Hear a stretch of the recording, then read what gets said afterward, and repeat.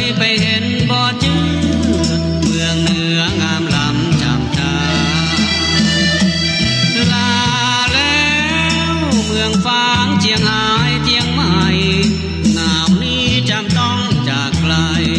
เมืองเหนือฝังใจบ่ลืม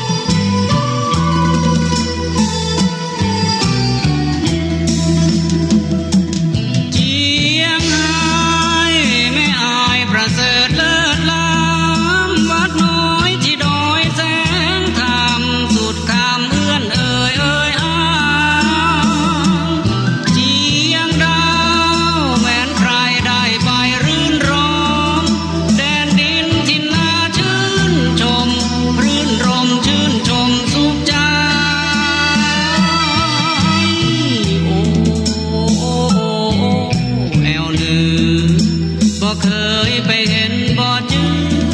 เมืองเหนืองามล้ำจำตาลาแล้วเมืองฟางเจียงหายเจียงใหม่หนาวนี้จำต้องจากไกลเมืองเหนือฝังใจบ่ลืม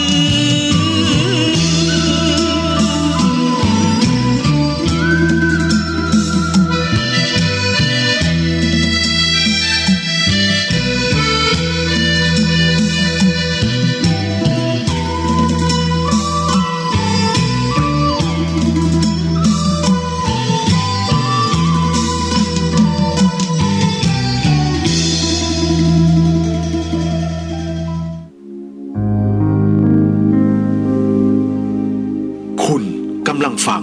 สถานีวิทยุเพื่อการศึกษาพระพุทธศาสนาและวัฒนธรรม FM 104.5 เมกะเฮิรตซ์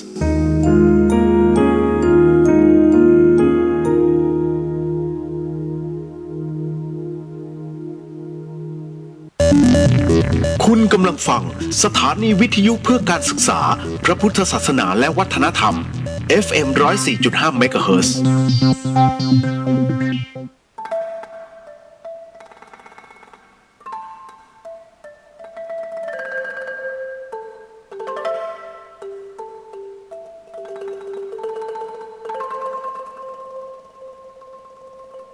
รายการนี้ไม่เหมาะกับเด็กอายุต่ำกว่า15ปี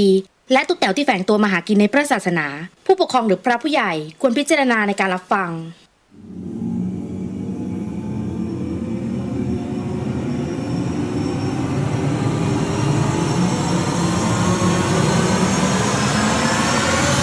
เดอะเฮียน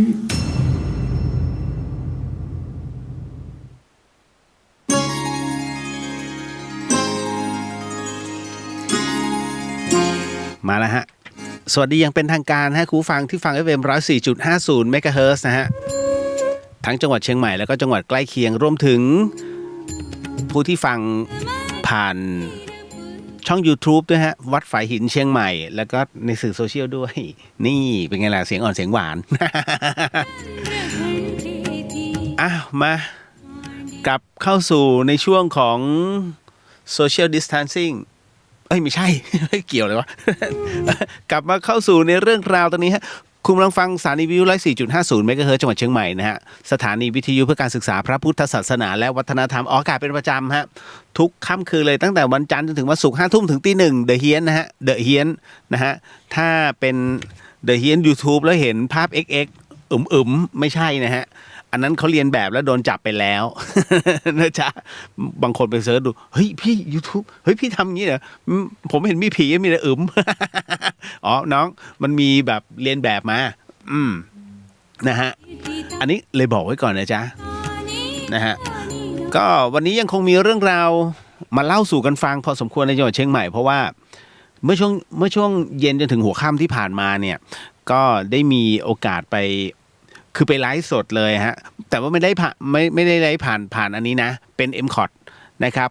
ก็แล้วก็ช่องเคเบิลทั้งหมดอีก100 กว่าช่องนะฮะ เป็นในส่วนของการเขาเป็นการเสวนาปลดล็อกดาวน์จังหวัดเชียงใหม่นะฮะก็ไปฟังเรื่องราวแล้วก็ความเดือดร้อนมากมายเลยทีเดียวฮะวันนี้ก็มีเยอะแยะตัวแทนภาคประชาชนทั้งนั้นเลยนะฮะไม่ว่าจะเป็นในส่วนของห้างธุรกิจการค้าโรงแรมท่องเที่ยวนะฮะรวมไปถึงเยอะแยะสื่อสิ่งพิมพ์สื่อมวลชนนะฮะมันเป็นเรียกว่าเป็นกระบอกเสียงให้กับหลายๆคนที่สำคัญเนี่ยพูดถึงในเรื่องของตลาดนัดแล้วก็ตลาดด้วยเพราะว่ามันเดือดร้อนกันมากนะวันนี้ก็เป็นเวลา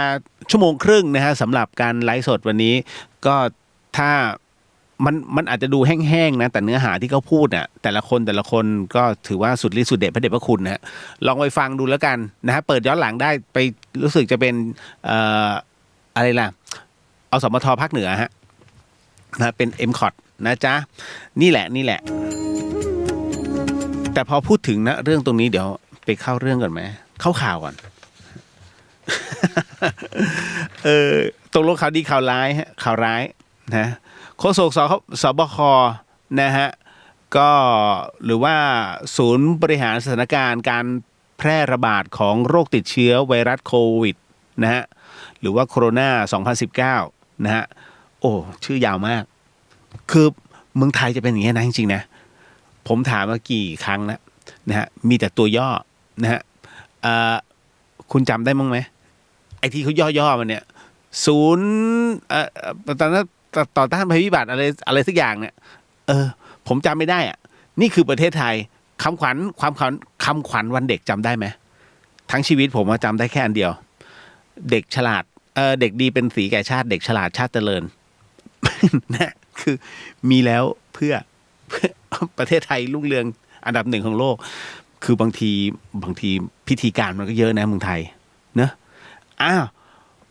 โฆษกสบคนะครับก็แถลงในเรื่องของการต่ออายุพระราชกำหนดฉุกเฉินเคอร์ฟิวห้ามเครื่องบินเข้าประเทศจนถึงวันที่31พฤษภาคมฮะก็เป็นการแถลงกันนะฮะวันนี้ของนายแพทย์ทวีสินวิษณุโยธินนะครับโฆษกนะคืออย่างนี้ฮะยังแถลงในเรื่องของสถานการณ์โควิดแล้วเนี่ยก็ยังพูดถึงในเรื่องของที่ประชุมของสบคมีมติเห็นควรพิจารณาขยายระยะเวลาการประกาศนะฮะสถานการณ์ฉุกเฉินในพื้นที่ทั่วราชอาณาจักรออกไปอีก1 เดือนนะฮะใครที่บอกว่าส่งเพจมาอะไรนะมี10 จังหวัดไอ้นั่นเพจปลอมนะฮะแล้วก็ตื่นตัวว่าทำไมเชียงใหม่จึงไม่ปลดล็อกสักทีนี่ผมคือเขาก็ส่งมาผมบอกว่าใจเย็นๆดูก่อนเขาส่งอะไรแบบไหนคือมันไม่มีหัวไม่มีที่มาที่ไปแล้วคนไทยจะเป็นไงฮะเป็นประเภทตื่นตูมมากคุณเชื่อไหมอาหารเนี่ยตอนที่ยุคแรกเริ่มเลยที่เขาบอกจะประกาศเคอร์ฟิวปุ๊บเนี่ยผมเชื่อมั่นว่าหลายบ้านอาหารที่ซื้อไว้ตอนแรกเลยตุนไว้ยังไม่หมดแล้วยังเหลือเยอะ นะประมาณว่าคือมาม่าเริ่มเหม็นหืนแล้ว แกะมาอุ้ยอันนี้ค้างจะปีนะฮะมันเป็นอย่างนั้นแล้วเพราะว่าการเสพข่าวสารโดยไม่พิจารณาคือมีเอาไว้เพื่อเป็นอาหารสำรองเนี่ยได้แต่ไม่ต้องเวอร์เยอะมากนะที่ไปเจออาหารสำรองแล้วเวอร์กันเยอะนะฮะตอนนี้หลายอย่างเริ่มเน่า เริ่มเน่าโดยเฉพาะผักในตู้นะครับคือมันมีบอกแล้วมันไม่ขาดนะครับทั่วประเทศแหละไม่ขาดนะฮะเพียงแต่ว่าในเรื่องของรายได้ในการทำเนี่ยหรือว่าเอาไปจุนเจือเนี่ยไอเนี่ยแหละขัดสนกันที่มันเดือดร้อนเพราะรายได้มันไม่มีนะฮะก็คุณอาจจะหลายคนนะฮะผมเชื่อมั่นโดยเฉพาะอย่างยิ่งข้าราชการอาจจะไม่รู้เดือดรู้หนาวรู้ร้อนเท่าไหร่เพราะข้าราชการมีเงินเดือนซึ่งเขาให้อยู่แล้วทุกเดือนแต่หลับตาสมมุติวันนี้ไม่ได้รับราชการแต่เป็นประชาชนคนตาดำๆฮะเขาต้องหาเช้ากินค่ำเดือดร้อนฮะคุณเดินไปดูได้เนี่ยทั่วทุกภูมิภาคทุกจังหวัดมันไม่ใช่แค่เชียงใหม่หรือว่าที่ไหนก็ตามเนี่ยมันเดือดร้อนทั้งหมดเพียงแต่ไม่พูดที่เดือดร้อนน้อยที่สุดน่าจะเป็นแม่ฮ่องสอน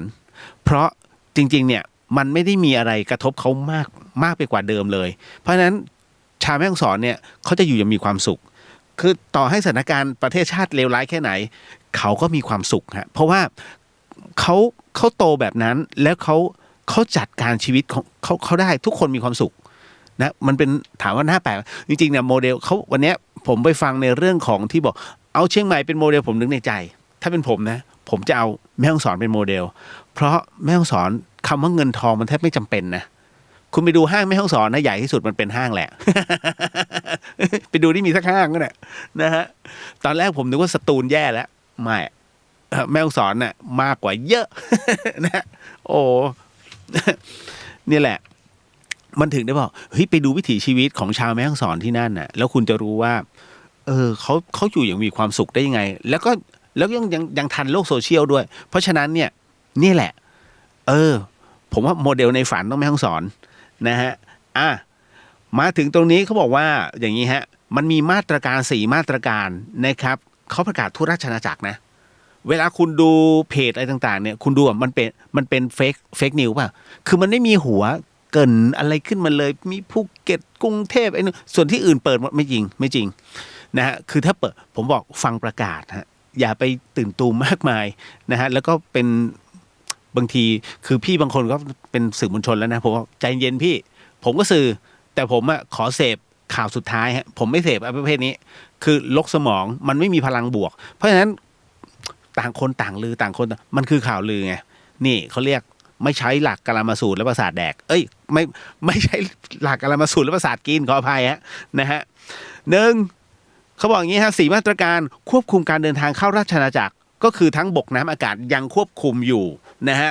ชั่วคราวต่อคือประมาณว่าออกไป1 เดือนนะฮะ1 พฤษภาเป็นต้นไปจนถึง31 พฤษภาคมนะฮะอันที่2ห้ามบุคคลออกนอกเคหสถานห้ามบุคคลใดทั่วราชอาณาจักรออกนอกเคหสถานระหว่าง 22 นาฬิกาถึง 4:00 นะฮะ3งดหรือชะลอการเดินทางข้ามเขตพื้นที่จังหวัดงดหรือชะลอการเดินทางข้ามเขตจังหวัดโดยไม่มีเหตุจำเป็น 4. งดการดำเนินกิจกรรมคนหมู่มากห้ามประชาชนเข้าไปในเขตพื้นที่หรือว่าสถานที่ซึ่งมีจำนวนมากนะฮะไปทำกิจกรรมร่วมกันหรือเสี่ยงต่อการแพร่โรคติดเชื้อโควิดนะฮะเป็นการชั่วคราวอย่างไรก็ตามเนี่ยโฆษกศูนย์บริหารสถานการณ์โควิด -19 เนี่ยระบุว่าหลังจากที่สำนักงานสภาพัฒน์นะฮะก็ชื่อเต็มเขาคือสำนักงานสภาพัฒนาการเศรษฐกิจและสังคมแห่งชาติหรือว่าสภาพัฒน์นี่แหละจะหารือกับภาคเอกชนถึงการผ่อนปรนนะมาตรการบางอย่าง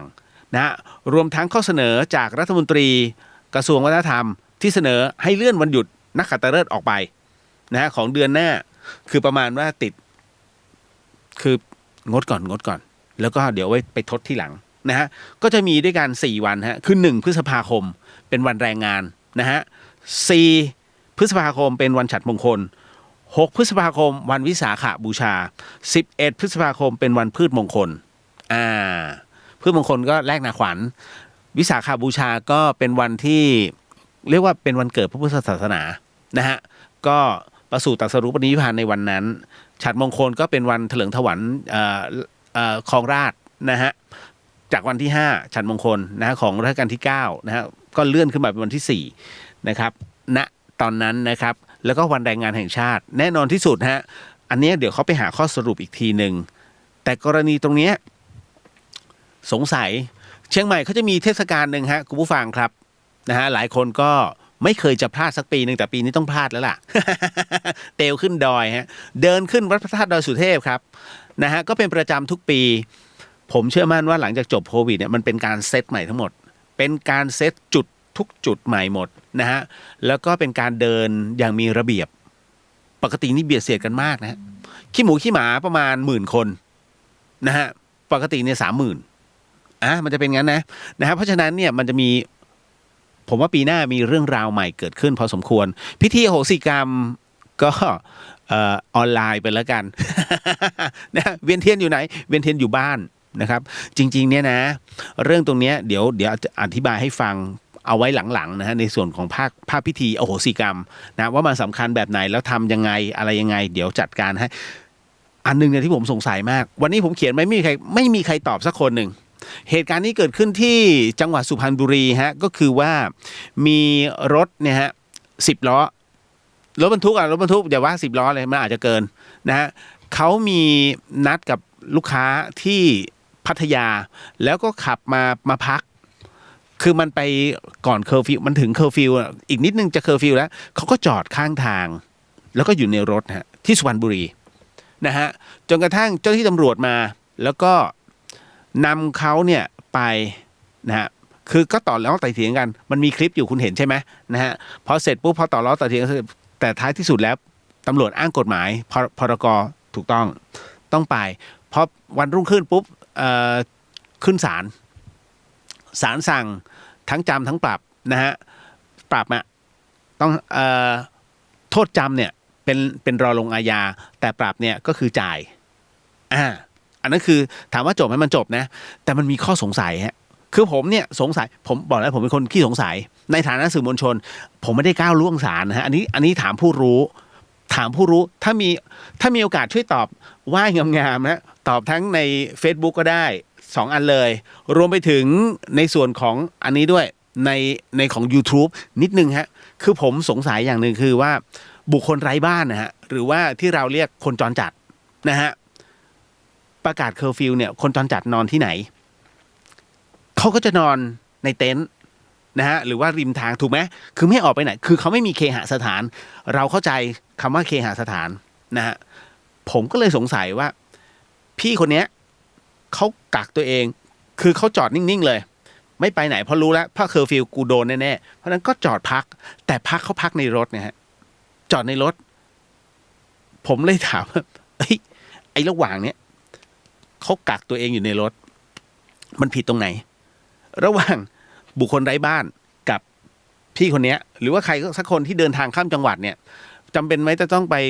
เช่าโรงแรมอยู่เพื่ออยู่ในเคหสถานตามนั้นจริงๆถ้าเช่าอยู่ตรงนั้นคนจรจัดล่ะทำไงเห็นไหมถ้าพี่เขาผิดแล้วคนจรจัดไม่ผิดเหรอฮะถูกไหมฮะเพราะฉะนั้นบุคคลไร้บ้านคือมันเป็นอะไรที่มันงงๆไงครับผมเลยบอกผมอยากจะรู้จริงๆว่ากฎหมายเนี่ยหรือว่าการตัดสินเนี่ยดุลพินิจแบบไหนที่ใช้ในการตัดสินแล้วก็ข้อกำหนดแบบไหนที่เป็นบรรทัดฐานนะฮะหรือว่ากฎหมายเขียนไว้ดีแล้วอันนี้ก็คือมันไม่รู้ไงก็เลยเห็นไหมฮะไม่มีใครตอบผมสักคนหนึ่งในตัว Facebook นะฮะมันไม่ใช่เป็นเรื่องมันเป็นข้อสงสัยเฉยๆนั่นแหละแล้วผมถามใครเดินหนีหมดเลย ผมก็เลยผมช่วยนำข้อความของผมตรงนี้ให้ผู้รู้นิดนึงฮะอัยการก็ได้ทนายก็ได้หรือจะเป็นพระคุณมากถ้าศาลด้วยกันเนี่ยมาตอบนิดนึงฮะว่ามันต่างกันตรงไหนฮะเพียงแต่ว่าอันนี้เขากักอยู่ตัวอยู่ในรถอยู่แล้วไงเพราะเขารู้อยู่แล้วว่ามันเคอร์ฟิวนะเพราะฉะนั้นอยู่ตรงเนี้ยบางคนนอนในรถใช้รถเป็นเคหสถานไม่มีบ้านนะฮะทราบไหมฮะอย่างบางคนเนี่ยเป็นเจ้าของรถทัวร์ไปร่วมกับบริษัทแต่ไม่มีบ้านเขานอนในรถทัวร์นะฮะผมเลยถามตกลงผิดไหมเนี่ยแค่นั้นแหละฮะจบข่าว หลายคนก็บอกปวดหัวเลยพี่เลี้ยวมึงถามงี้ น้องอะไรเนี่ยคฤชชัยนันท์บอกว่าบุคคลไร้บ้านต้องไปนอนหมู่บ้านป่าแหวงครับบ้าแล้วไอเราก็อ่านซะ ไม่เกี่ยวหมายถึงอันนี้ น้องเข้ามาใน YouTube คือมันสงสัยแค่นั้นผมเป็นคนที่สงสัยนะไม่ได้มีใครผิดเพราะศาลท่านตัดสินไปแล้วเพียงแต่ว่ามันคาบเกี่ยวอย่างแบบเนี้ยก็เลยอยากรู้แค่นั้นเลยฮะช่วยถามให้หน่อยนะฮะนิดนึงเดี๋ยววันนี้ยังคงมีเรื่องราวพอสมควรเพราะว่าอันนึงผมก็เกริ่นไปบอกแล้วว่าไม่ตกลงมันรายการผีป่ะหรือมันเป็นรายการชีวิตวัยรุ่น ไม่เปิดเผยชื่อผมเปลี่ยนชื่อหมดเลยทั้งหมดน้องเขารู้นะน้องเขาฟังอยู่นะฮะอย่างกรณีอย่างเช่นที่มีถามมาเนี่ยเพื่อนสนิทกับพ่อแอบรักกันนะสังคมจะไปโทษไม่ได้แต่น้องเขาถามมาอย่างนี้แล้วเดี๋ยวจะตอบให้ฟังนะแล้วก็ชอบเขียนด่ากันในโซเชียลอย่างเงี้ยมันจะต้องมันมีตัวกรรมไหมที่มันเกิดขึ้นแล้วกรรมมันจะได้แบบไหนก็เดี๋ยวมาฟังกันนะฮะเยอะวันนี้ผมก็คัดมานะฮะไม่จำเป็นต้องมากมายแต่ถ้าจะตอบเยอะ นะโอ้ย แป๊บหนึ่งนะฮะเดี๋ยวขอทักทายพี่ๆป้าๆน้องๆเพื่อนๆนะฮะที่เข้ามาทักผมในโซเชียลทั้งหลายนะฮะคุณสลันวิทย์สวัสดีครับพี่เลียวสวัสดีฮะนะฮะวันนี้ยังคงมีเรื่องราวพอสมควรนะจ๊ะเอาล่ะเดี๋ยวขอทักโอ้โหเหงาดิวันจันทร์นี่เช้าวันจันทร์นี่จะเพิ่งเหงา หนึ่งเอบีสวัสดีครับรอพี่เลียวมาหลายวันแล้วฮะจริงๆวันนี้ผมบอกจะผมก็คือกลับมาเนี่ยผมไปอันนี้ก็คือดูแลภาพทั้งหมดอะที่มันต้องออกอากาศมันเครียดนะคุณเพียงแต่มันเหนื่อยอะแล้วผมปั่นจักรผมเป็นคนที่ชอบปั่นจักรยานนะฮะแรกๆก็รู้สึกจะแอนตี้แต่หลังๆมาเนี่ยผมมีความรู้สึกว่าดีเว้ยเฮ้ยยิ่งปั่นจักรยานยิ่งปั่นยิ่งอ้วนเว้ยเฮ้ยปั่นจักรยานดีกว่า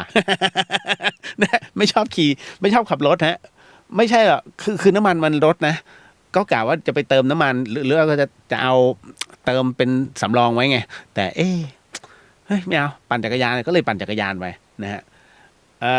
การ์ดสวัสดีครับไอเรียวสวัสดีฮะครับผมคุณพัชรพลคิดถึงพี่เรียวขอบพระคุณฮะขนลุกเลยอ่ะ นะคุณสมชัยสวัสดีครับคิดถึงมากครับดีใจอีกครั้งที่เจอฮะขอบพระคุณฮะคุณชัดพงศ์ดีครับไอเรียวสวัสดีฮะก็พริ้วไม่แต่งชุดเทควันโดบ้างไอ้นี่นิสัย ไปจัดรายการบิ๊กช็อคนู่นนะฮะมิ้นน้องมิ้นนะฮะสวัสดีครับพี่เรียวสวัสดีค่ะก็พริ้วเปิดเพลงแขกด้วยคือเปิดเพลงอย่างอื่นนะก็รำคาญเรื่องลิขสิทธิ์เปิดอินเดียเลยเปิดนะฮะเพลงเชิดชูอันนี้เป็นเพลงที่เขาใช้ในการบูชาพระนางอุมาเทวีนะฮะ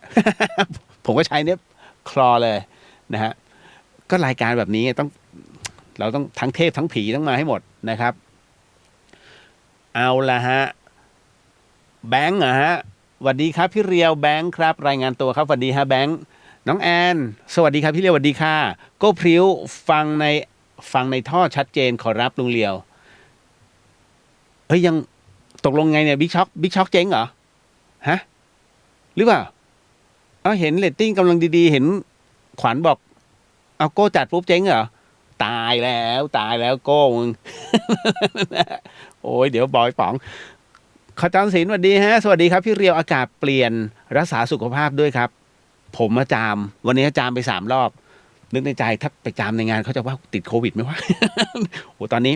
เวลาคุณจะเบื่ออะไรทุกอย่างนะคุณแกล้งไอในวงอ่ะ เดี๋ยวแตกคือ เขาเรียกวิธีชิ่งหยกสวัสดีครับพี่เรียวสวัสดีฮะโอ้หายไปเลยฮะน้องหยกนะฮะน้องเปียกบอกว่าสวัสดีครับพี่สวัสดีครับฮะเอาวันนี้ทักกันไปเนี่ยหมดเวลาแล้วทักกันไป แมคเครสวัสดีครับดีเจพี่เรียวหลอนสวัสดีฮะอาจารย์นะฮะเหงาเซ่นักศึกษาปิดเทอม อาจารย์เคอยู่พระนครใต้นะฮะเอ้ยพอช่างมาตกลงพระนครใต้หรือพอช่างเคสอนหลายที่งงไว้เดี๋ยวคุณสมพงศ์สวัสดีครับพี่เรียวรายงานตัวนะอำเภอจากเชียงคำเหนือเชียงคำนี่พะเยาหรือเชียงราย เดี๋ยวผมแล้วงงเชียงรายใช่ไหมหรือพะเยาวะไม่รู้จำไม่ได้ละนะเมื่อก่อนผมเก่งมากภูมิศาสตร์คะแนนเต็ม100ผมทำได้97อ่ะผิด3 ข้อโคตรเซ็งเลย ไม่เป็นคนที่ชอบในเรื่องของภูมิศาสตร์และประวัติศาสตร์อย่างแรงกล้าเวลาเห็นไหมเวลาผมเล่าเรื่องเกี่ยวกับประวัติศาสตร์มันจะเป๊ะมากเพราะว่าชอบมาแต่ไหนแต่ไรแล้วเคยฝันว่าตัวเองอยากจะเป็นนักโบราณคดีฮะเพราะว่ามันฝังใจตอนม.3เนี่ยผมไปกับอาจารย์สุทธิรักษ์ตอนนั้นเป็นอาจารย์ไปทำป.โทนะฮะเอกโบราณคดีที่อยุธยากับลพบุรี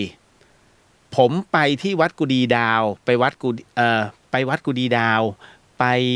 วัดมเหยงผมรู้ประวัติหมดเลยเพราะว่าน้าแกพูดให้ฟังไปกัน3 คนมีน้าอาจารย์สุทธิรักษ์เนี่ยแล้วก็คุณแม่ผมแล้วก็ผม3 คนจำได้เลยแกจะพูดเกี่ยวกับเฮ้ยผมมันน่าสนใจมากเลยนะฮะอิฐทุกก้อนนะฮะหลังคาเก่าๆที่มันนะฮะตกลงมาเนี่ยเราโอ้โหตอนนี้เราหยิบเนี่ยนี่คือสมัยอยุธยาแล้วคือมันขึ้นมาในใจเลยครับ ผมไปยันตั้งแต่บทสันเปาโลนะฮะบ้านวิชัยเยนรู้หมดฮะวัดนครโกษานี่นู่นนั่นลพบุรีรู้หมดเลยอยุธยาอ่างทองลพบุรีนี่โอ้โหสันทัดมากตรงไหนนะฮะตั้งแต่เด็กแล้วเลยชอบไงแล้วอะไรเกี่ยวกับเรื่องประวัติศาสตร์จะชอบมาก โดยเฉพาะยิ่งเรื่องหลุมศพเฮ้ยมันเป็นงั้นจริงนะแต่ไม่ได้กลัวนะตอนนั้นผมไม่เคยกลัวแต่ชอบอ๋อตรงนี้เราเป็นหลุมศพของทหารพม่าอ๋อตรงนี้เราเป็นทหารไทยตรงนี้เราชาวบ้านที่ร่วมกันลบโอ้มันเป็นอย่างนั้นเลยนะแกบอกเนี่ยตรงนี้นี้โอ้ผมชอบเลยตั้งแต่นั้นเป็นต้นมามันฝังใจอยากเป็นฮะนะเวลาใครเขาขุดชั้นดินพวกผมจะไปดูก่อนเลยเนี่ยอย่างถ้าคุณอยากรู้นะฮะว่าเชียงใหม่ของเราเนี่ยเกิดเมื่อไหร่อะไรยังไงคุณไปที่แจ่งศรีภูมิฮะคุณไปจอดรถริมทางเลยนะฮะแล้วเดินเข้าไปตรงนั้นเนี่ยเป็นที่แรกของพญาเมงรายนะฮะสร้างนะฮะนี่คือจุดกำเนิดของเมืองเชียงใหม่แล้วเขาขุดลงมาเป็นชั้นดินแต่ละชั้นจะไม่เหมือนกันให้ไปดูเหอะนั่นก็คือชั้นประวัติศาสตร์ฮะนะครับอันให้สวัสดีนะฮะสวัสดีค่ะน้องทัศน์ น้องทัศน์เข้ามาดูกับเขาด้วยเหรอนะฮะน้องทัศน์งมงายค่ะนะฮะคุณสมภพพยาวครับอ๋อโอเคทำดีสวัสดีค่ะพี่เลียวสวัสดีครับพี่เลียวสวัสดีฮะนะฮะทักทายครบแล้วเดี๋ยววันนี้ยังคงมีเรื่องราวหมดนะฮะพอสมควรทีเดียวนะมาถึงเรื่องตรงนี้เดี๋ยวบอกก่อนนะมันคือรายการผีที่ไม่ใช่รายการผีไปแล้ว ผมก็ปวดเหตุไม่เป็นไรนะฮะเดี๋ยววันนี้ยังคงมีเรื่องราวข่าวครับผมยังอ่านไม่จบเลยเมื่อกี้นะฮะคือมันมีข้อสงสัยเยอะเนี่ยผมแล้วชอบตั้งข้อสงสัยคือคุณเราเกิดมาเนี่ยเราต้องรู้จักสงสัยไม่ใช่เข้าใจป่ะเข้าใจอย่าเป็นเด็กหน้าห้องหรือว่าหลังห้องฮะ นะฮะคนไทยมักจะเป็นเนี้ยให้ยกมือเข้าใจนะฮะก็จะบอกเข้าใจไว้ก่อนไม่ได้อะไรสงสัยคุณต้องถามนะฮะผมมันยังสงสัยหลายเรื่องแต่ว่าพอถามไปก็ไม่มีใครตอบไง นะฮะพอมาพูดถึงเอาเครียดหน่อยไหมโควิดคือนักวิจัยเขาไม่ใช่ถอดเสื้อผ้าเขาถอดรหัสพันธุกรรมโควิดบอกเลยว่าในประเทศไทยเนี่ยคุณผู้ฟังมันมีโควิดเนี่ยด้วยกัน2 สายพันธุ์ฮะคือแบ่งเป็นกลุ่มอู่ฮั่นกับยุโรปคุณพระช่วย ตอนแรกก็บอกเฮ้ยของไทยมันต้องอู่ฮั่นไม่ของไทยมันต้องมาจากอิตาลี สุดท้ายนี่เลยฮะนักวิจัยฉอดเพราะมึงไม่ต้องเถียงกันมี2 สายพันธุ์ในประเทศเดียว นะตกลงประเทศไทยคือกระเทยฮะ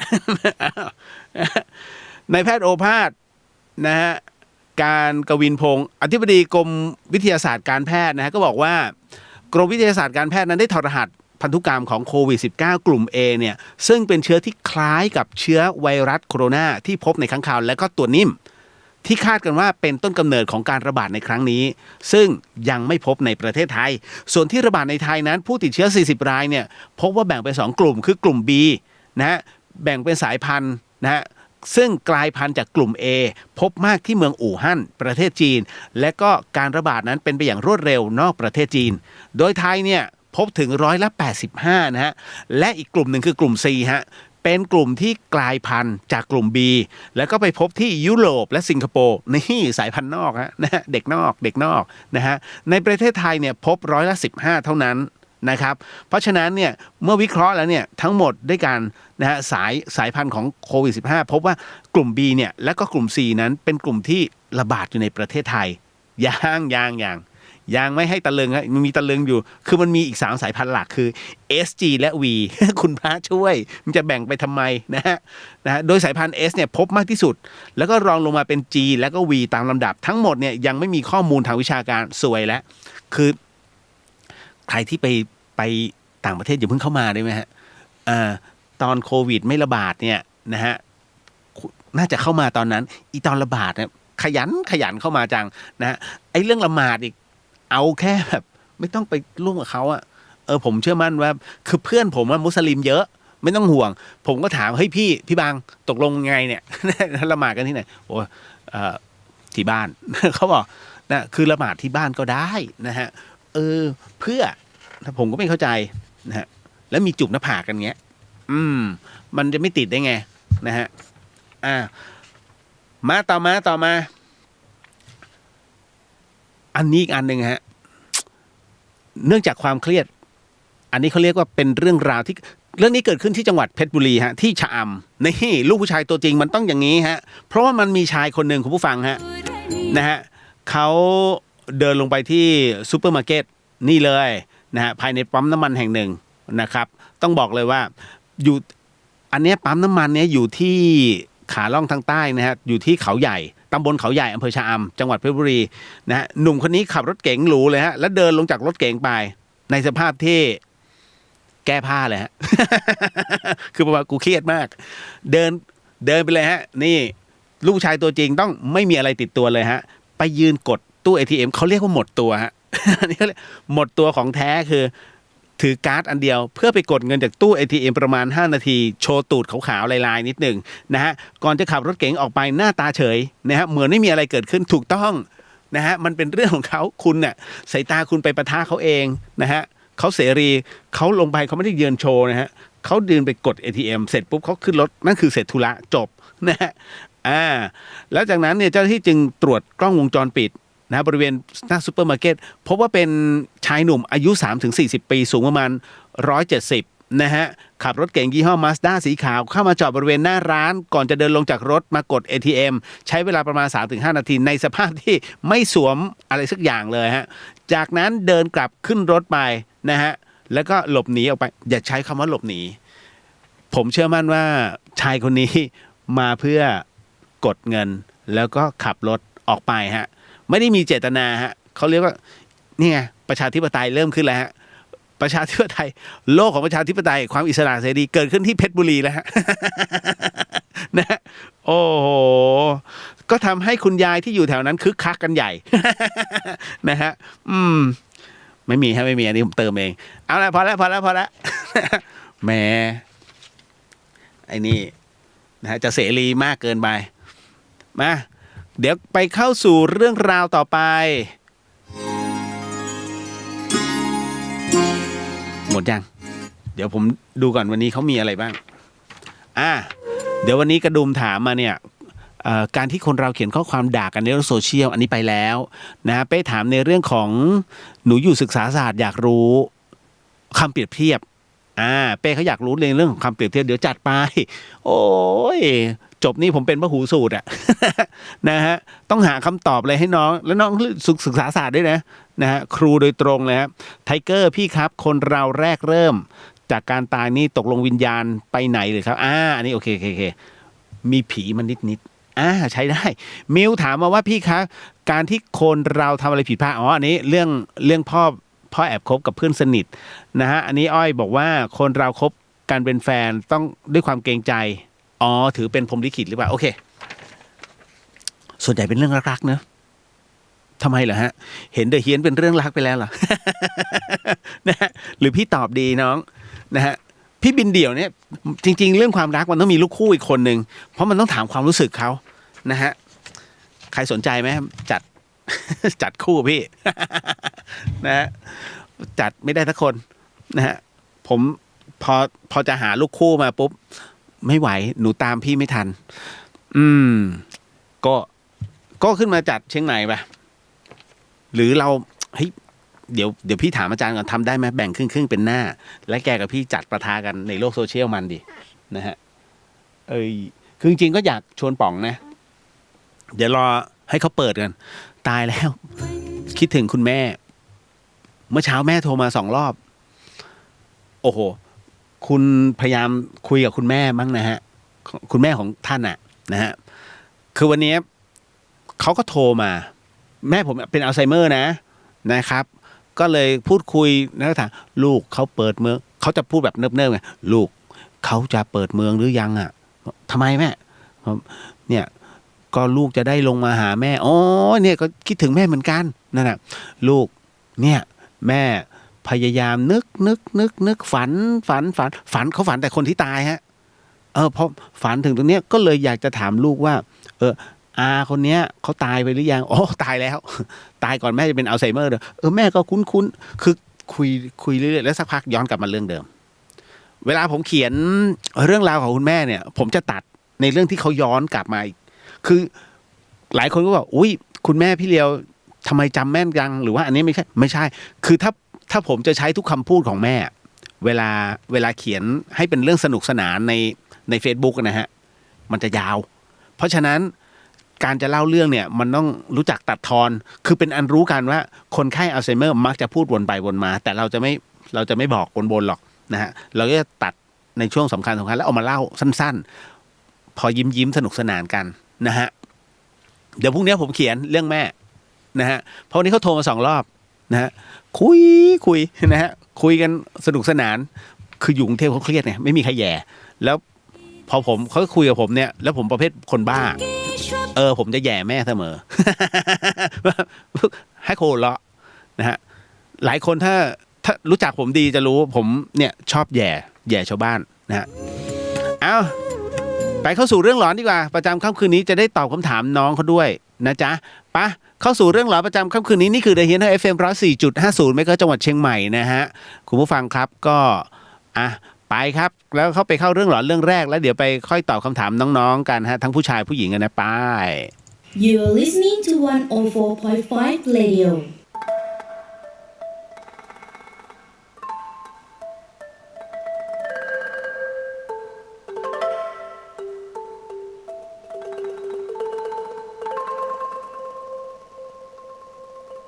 รายการนี้ไม่เหมาะกับเด็กอายุต่ำกว่า15 ปีและตุ๊กแต๋วที่แฝงตัวมาหากินในพระศาสนาผู้ปกครองหรือพระผู้ใหญ่ควรพิจารณาในการรับฟัง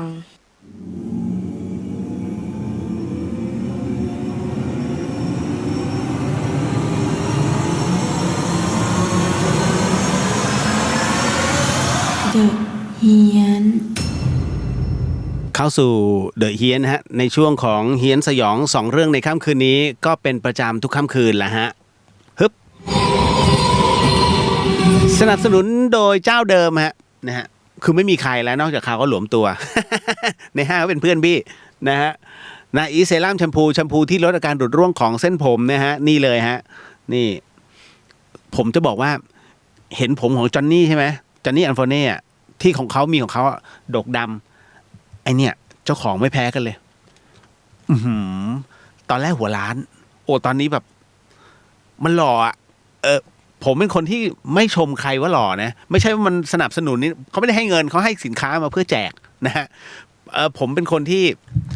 ไม่ค่อยจะชมผู้ชายด้วยกันหล่อเพราะผมไม่ค่อยชอบดูผู้ชายแต่พอผมว่าเฮ้ยกิ๊กโอเคว่ะผมขึ้นหล่อ ผมพูดตรงๆนั่นแหละบอกเนี่ยใช้นาอีทนี่แหละไอ้เรื่องนั้นเดี๋ยวดีเทลค่อยว่ากันนะฮะอย่าลืมเตือนผมนะเรื่องพิธีโหสิกรรมด้วยนะครับเดี๋ยวจะเติมไปข้างในเอาล่ะคุณผู้ฟังครับตกใจสาวตัวเองเอาล่ะสิ่งที่ผมกำลังจะเล่าให้คุณผู้ฟังได้ยินได้ฟังเรื่องราวต่อไปนี้นั้นจะเชื่อฮะให้ฟังหูไว้หูแล้วก็ใช้วิจารณญาณทุกครั้งในการรับฟังเรื่องราวประเภทนี้ข้อสำคัญอยากให้คุณผู้ฟังได้ฟังเป็นนิยายฮะเพราะว่าเรื่องที่ผมกำลังจะเล่าต่อไปนี้เป็นเรื่องที่น้องวิวส่งมาให้นะฮะและเรื่องนี้ชื่อว่าเป็นเรื่องของพี่เปิ้ลโยนไปโยนกันมานะฮะ2 คนและเรื่องราวที่น้องวิวให้ผมเป็นผู้ถ่ายทอดให้กับผู้ฟังนั้นเธอเล่าว่า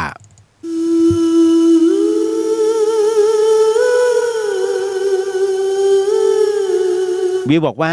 ต้องบอกก่อนนะว่าพี่เปิ้ลคนนี้นะฮะแกเป็นคนมีเซนส์ครับพี่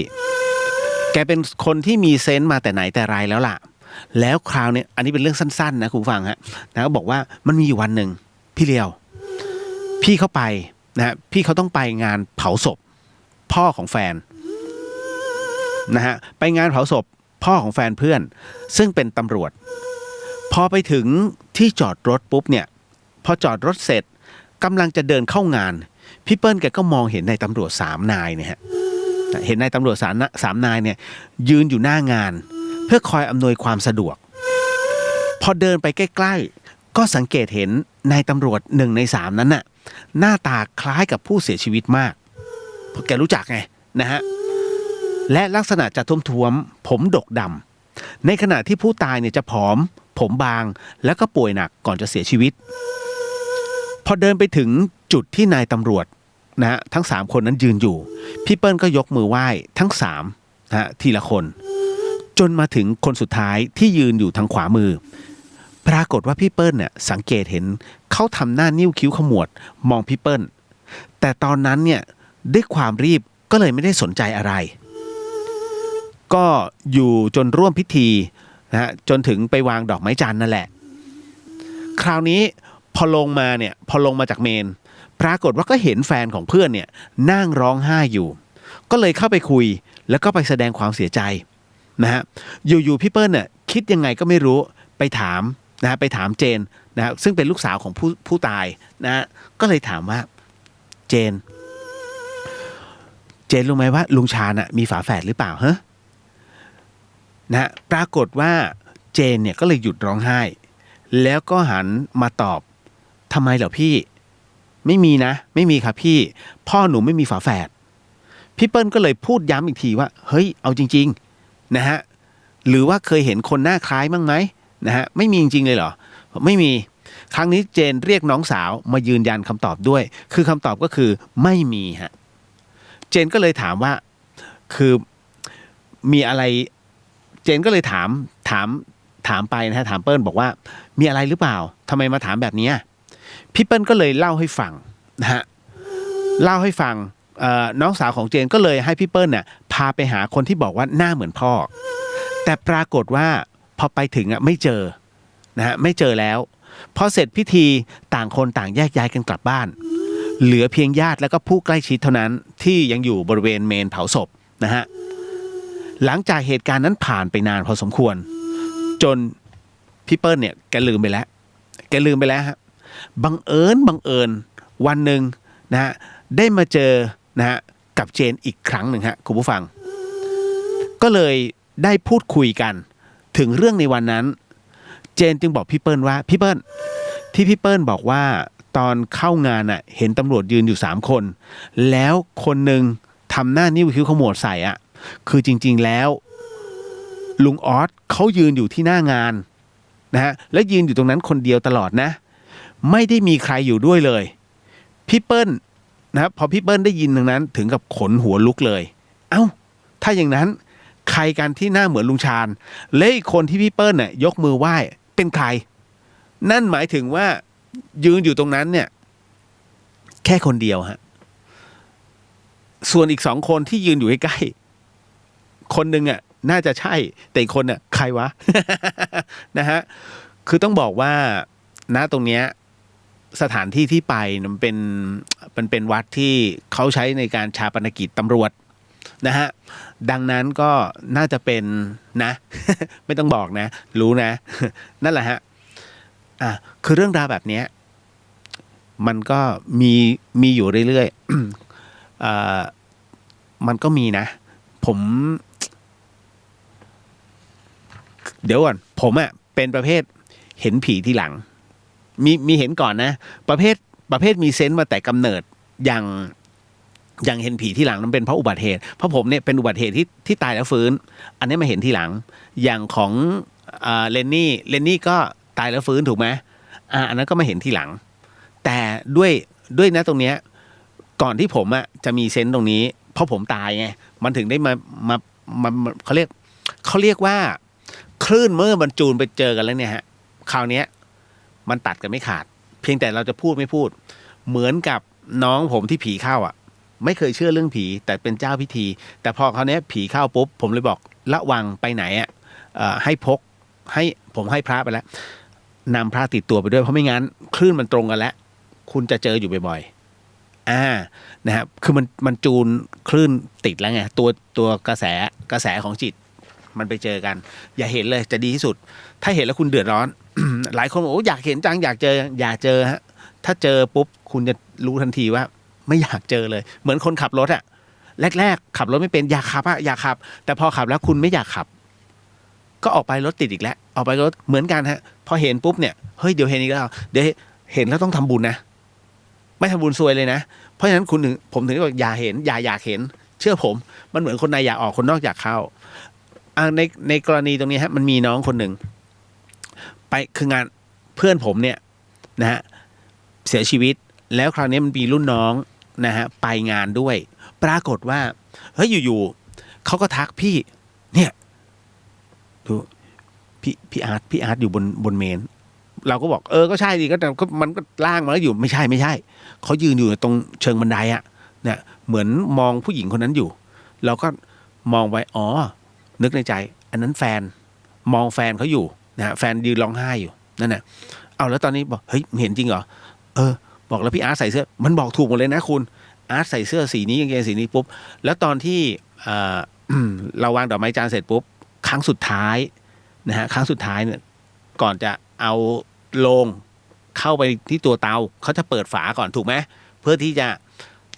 เฉาะเอาตอกน้ำมะพร้าวน้ำอมฤตโรยพอไปดูกันเสื้อผ้าสีเดียวกันเสื้อกางเกงเหมือนที่น้องมันบอกเลยเป๊ะเลยฮะ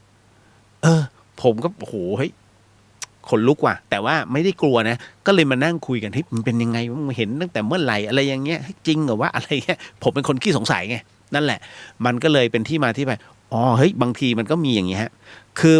ผมถึงได้บอกว่าเนี่ยเขามาล่ำลานะมันเป็นครั้งสุดท้ายที่เขาจะเห็นญาติของเขาทุกคนในงานแบบเนี้ยอาจจะไม่ครบหรอกแต่เห็นในขณะเดียวกันเขาก็กำลังจะเห็นร่างตัวเองเป็นครั้งสุดท้ายที่เต็มตัวก่อนที่ศพนั้นจะเข้าเตาแล้วก็ถูกเผาจนถึงวาระสุดท้ายสิ่งเดียวที่ตัวเองทำได้อาจจะชะโงกทะลุไปดูสังขารตัวเองไม่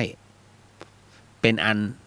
วางอุเบกขาไม่มีอีกแล้วตัวตนของฉันเหมือนกันฮะวันนี้ผมยังจัดรายการอยู่ถ้าสมมุตินะคืนนี้ผมตายอาทิตย์หน้าคุณลืมผมละมันเหมือนกับโดนไล่ออกจริงนะคุณนะฮะเต็มที่อาจจะเศร้าๆเหงาๆกันแค่1 อาทิตย์เพราะผมไม่ใช่คนสำคัญนะฮะมันเป็นสัจธรรมนะฮะคุณผู้ฟังนะฮะคนเราพอตายปุ๊บเนี่ยเต็มที่พูดกัน 4-5 วันไว้อะไรกันนะฮะสุดท้ายแล้วมันจะมีแค่เสียงผมที่มาออกอากาศอยู่เรื่อยๆอาจารย์บันทึกไว้เหงาก็เปิดพี่เลี้ยวนะแต่ตัวตายไปแล้วไงมันอยู่แค่นั้นจริงฮะแล้วผมก็มีหน้าที่แค่ดูตัวเองแล้วก็ไหม้ไปแล้ววันนี้ผมยังเห็นแขนขาเต็มร่างวันที่ผมตายและร่างเข้าไปอยู่ในเตาผมไม่เห็นอีกแล้วมันเหลือแค่ธุลีฮะเหลือแค่ความทรงจำดีๆอาจจะเห็นใน YouTube อาจารย์เอามาแวบนึงเห็นแล้วแขนกูเป็นงี้ขากูเป็นงี้อันนี้แค่นั้นแหละฮะอย่างอื่นไม่เห็นแล้วจบนี่ฮะนี่คือความเป็นจริงของสัจธรรมพระพุทธเจ้าถึงได้สอนเนี่ยนี่คือธรรมะเลยนะที่ผมพูดเนี่ยแต่เป็นธรรมะที่มันใกล้ตัวแต่หลายคนอาจจะไม่เคยคิดนะพระพุทธเจ้าหยิบสิ่งเหล่านี้เอามาเผยแพร่นะครับเราอาจจะคาดไม่ถึงนะฮะตอนนี้อ้วนไงฮะมันคาดไม่ถึงเข็มขัดมันเลยสั้น หยุดกันต่อเนื่องกินสนั่นหวั่นไหว มาเอามาเปลี่ยนเพลงฮะมดนะฮะโอ้ยเข้าสู่เรื่องราวกันต่อไปอันแน่หวัดดีในห้างได้ยินสิเมาส์มอยเมื่อกี้นะฮะอ่านว่าไง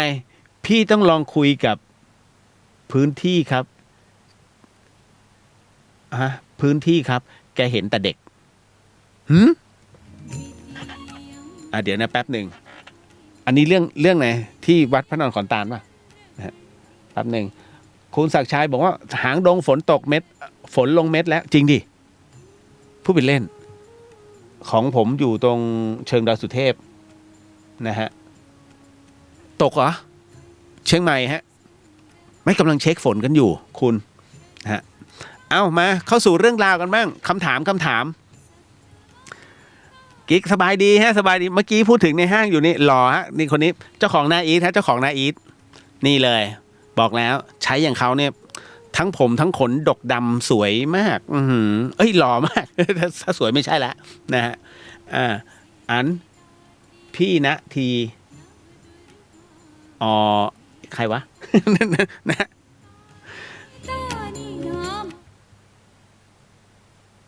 พี่นาทีวันนี้ป่ะที่เขาถ่ายทอดป่ะเฮ้ยพูดมาเต็มเดี๋ยวงงเดี๋ยวกลายเป็นรู้กันเองชาวบ้านไม่รู้มาเข้าสู่เรื่องราวกันต่อเอาเรื่องราวเรื่องแรกกันก่อนเลยดีกว่าคุณผู้ฟังฮะน้องเป้เอาเรื่องราวของเป้ก่อนนะฮะพี่คะหนูอยู่ศึกษาศาสตร์นะฮะอยากรู้ว่าอันนี้เป็นคำเปรียบเทียบนะที่น้องเขาอยากรู้ว่ามึนเมากับมัวเมาต่างกันอย่างไรและระหว่างรักกับหลงต่างกันยังไงบังเอิญกับฟลุกต่างกันไหม เห็นไหม อ๋อใช่ ใช่เอานะฮะเป้ถามมาว่าอย่างนี้นะฮะระหว่างมึนเมากับมัวเมาต่างกันไหมต่างกันสิจ้าน้องนะฮะนะฮะคือมึนเมาอ่ะนะฮะดื่มอันนี้มึนเมานะคือการดื่มหรือว่าการอะไรสักอย่างหนึ่งสังสรรค์เนี่ยมึนเมาถ้ามัวเมาเนี่ยมันว่าหน้ามืดชื่อมันบอกอยู่แล้วมัวตามัวทุกอย่างคือความลุ่มหลงนะฮะเขาเรียกลุ่มหลงมัวเมานะฮะชอบจนประมาณว่าไม่คิดหน้าคิดหลังนะอันเนี้ยมัวเมาแต่สิ่งแบบนี้นะฮะไม่ว่าจะเป็นดีไม่ดีแต่มันมัวเมาจนลืมทุกอย่างไปเลยนั่นแหละฮะนั่นคือการมัวเมากับมึนเมาต่างกันนะจ๊ะต่างกันนะฮะถ้าเมามันเนี่ยอีกเรื่องหนึ่งนะ นะมึนเมามัวเมามันเนี้ย นะฮะต่างกันนะจ๊ะสองคำนี้แล้วระหว่างรักกับหลงต่างกันยังไงเอาแหละฮะศึกษาศาสตร์เล่นนะสงสัยไหมหลายคนอาจจะสงสัยหรือว่าบางคนก็ไม่สงสัยจริงๆรักกับหลงเนี่ยฮะเกือบจะแยกกันไม่ได้นะคุณผู้ฟังนะฮะสมมุติว่าผมยกตัวอย่างแล้วกัน คือบางคนที่มีประสบการณ์เยอะอยู่แล้วเราไม่พูดถึงอันนี้คุณรู้อยู่แล้วคุณถ้าผู้ใหญ่เนี่ยแยกออกแล้วไหนรักอันไหนหลงนะฮะอย่างสมมุติว่า เอาง่ายๆผมยกตัวอย่างผู้หญิงเนี่ยเขาจะชอบของสวยงามแล้วกันวันหนึ่งปรากฏว่าคุณไปเดินกับน้องผู้หญิงคนนี้แล้วไปเจอกระเป๋าอันหนึ่งผู้หญิงเขาหยุดดูเนี่ยใจเนี่ยเขาเริ่มชอบแล้วไปที่ไหนก็แล้วแต่จะยังไงก็แล้วแต่กี่ครั้งกี่หนก็จะพูดแต่เรื่องกระเป๋าเนี่ยเรื่องแต่กระเป๋าเนี่ยอยากได้อะไรประมาณนี้เพ้อเจ้อเริ่มเพ้อเจ้อคุณให้รับรู้ไว้ว่าเนี่ยเขาหลงมันเขาหลงในความสวยของมันเขาหลงในคอลเลกชันของมันนะฮะมันจะเป็นรุ่นลิมิเต็ดหรือเปล่าไม่รู้แต่รู้อย่างหนึ่งว่าเมื่อเธอได้อันนั้นมาแล้วเธอจะดีใจอยู่แป๊บหนึ่งแล้วเธอก็จะลืม นะเขาเรียกหลงนะฮะรักกับหลงแบบนี้แล้วหลงในเรื่องของความรักเป็นยังไงฮะคือคนเราเนี่ยเขาก็นิยามนะคือความรักเป็นสิ่งสวยงามอยู่แล้วถูกไหมนะฮะความรักบางคนบอกว่ารักคือการเสียสละรักคือการให้อย่างเช่นจีบแข่งกันผมยกตัวอย่างเดี๋ยวก่อนนะมันไปแทงใจหลายคนนี่ขออภัยด้วยนะ นะฮะอยากไปจีบแข่งกันปรากฏว่าจีบสู้เขาไม่ได้ผู้หญิงไปชอบอีกคนนึงคุณก็จะบอกว่าในเมื่อเธอไปเจอกับคนที่ดีเธอรักเขาพี่รักเธอจริงๆนะเสียสละให้เนี่ยรักคือการให้เอาละนะเมื่อไหร่ก็ตามที่น้ำตาเช็ดหัวเข่ากลับมานะนี่เป็นไงล่ะโอ้พระเอกโคตรนี่ฮะอันนั้นเราไม่ว่ากันเพราะมันเป็นคำนิยามที่สวยงามนะฮะแต่จริงๆแล้วความรักเนี่ยมันมีหลายรูปแบบมากนะฮะมันเป็นรักที่ต่างคนต่างรักกันนะฮะและเข้าใจซึ่งกันและกันนะศีลเสมอกันชอบเหมือนกันทัศนะเหมือนกันอันนี้เขาเรียกมีความรักที่เปี่ยมล้นแล้วก็เต็มเปี่ยมอันเนี้ยเขาเรียกรักที่สมบูรณ์แบบ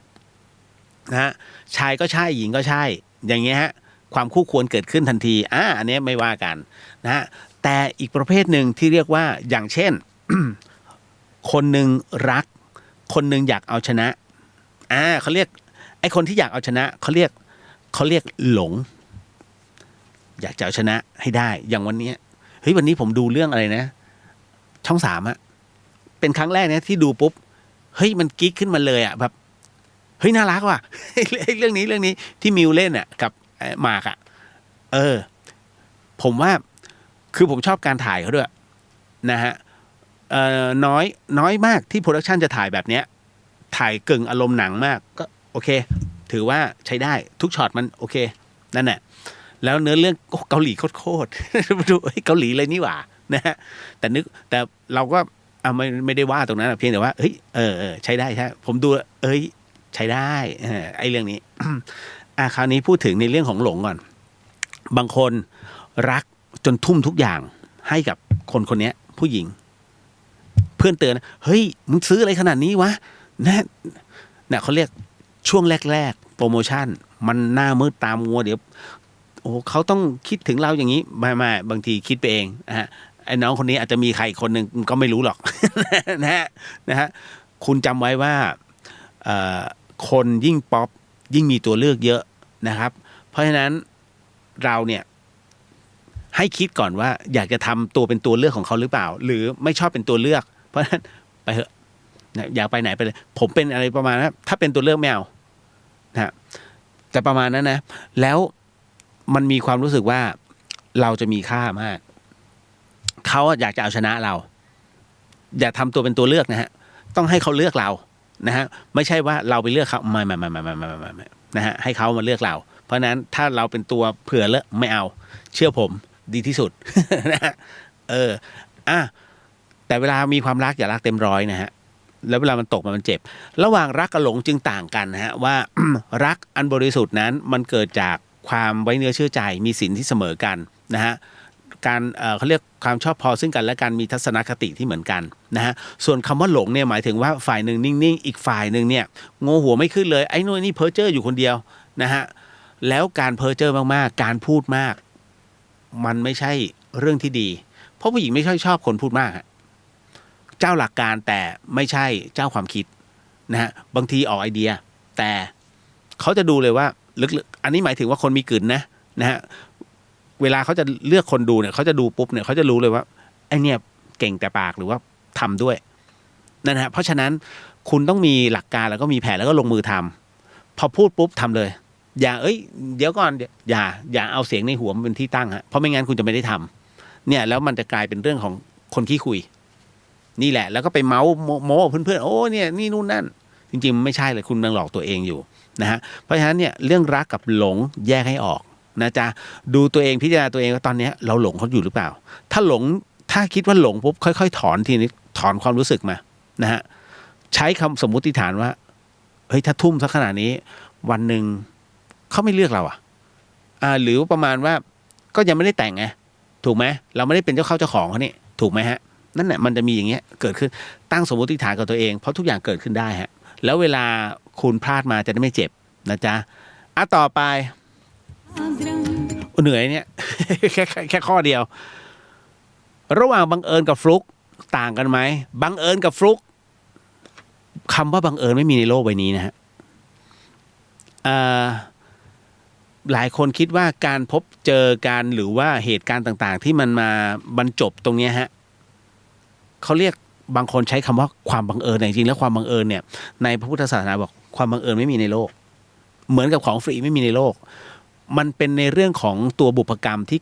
ที่เกี่ยวเนื่องเกี่ยวข้องซึ่งกันและกันและต้องมาบรรจบกันเหตุการณ์นั้นทั้งหมดมันถูกกำหนดแล้วว่ามันจะต้องเป็นอย่างนี้ยกเว้นว่าบางเหตุการณ์ซึ่งน้อยมากๆถามว่ามันมีการเปลี่ยนแปลงมีอย่างเช่นการหมดอายุขัยเป็นต้นนะฮะบังเอิญเฮ้ยเพิ่งเห็นกันอยู่เมื่อเช้าเนี่ยตายเหรอตอนนี้อันนี้เขาเรียกว่าปัจจุบันทันด่วนหรือว่าบังเอิญมากเลยที่มาได้ยินข่าวแบบนี้นะฮะแต่ถ้าถามว่ามันสามารถบิดเบือนตัวกรรมตัวนี้ได้ฮะ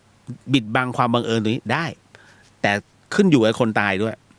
ถ้าคนตายไม่ขับรถเร็วถูกไหมถ้าไม่ขับรถเร็วรู้จักระมัดระวังไม่ประมาทก็ไม่เกิดเหตุการณ์นี้เกิดขึ้นไม่กินเหล้าในขณะขับรถถูกไหมไม่ยิงตัวตายเพราะว่าเสียการพนันเล่นบาคาร่านี่นู่นนั่นนะออนไลน์เพื่อนะคือคุณเข้าใจไหมว่าการพนันเนี่ยนะผมจะบอกกันเลยน้อง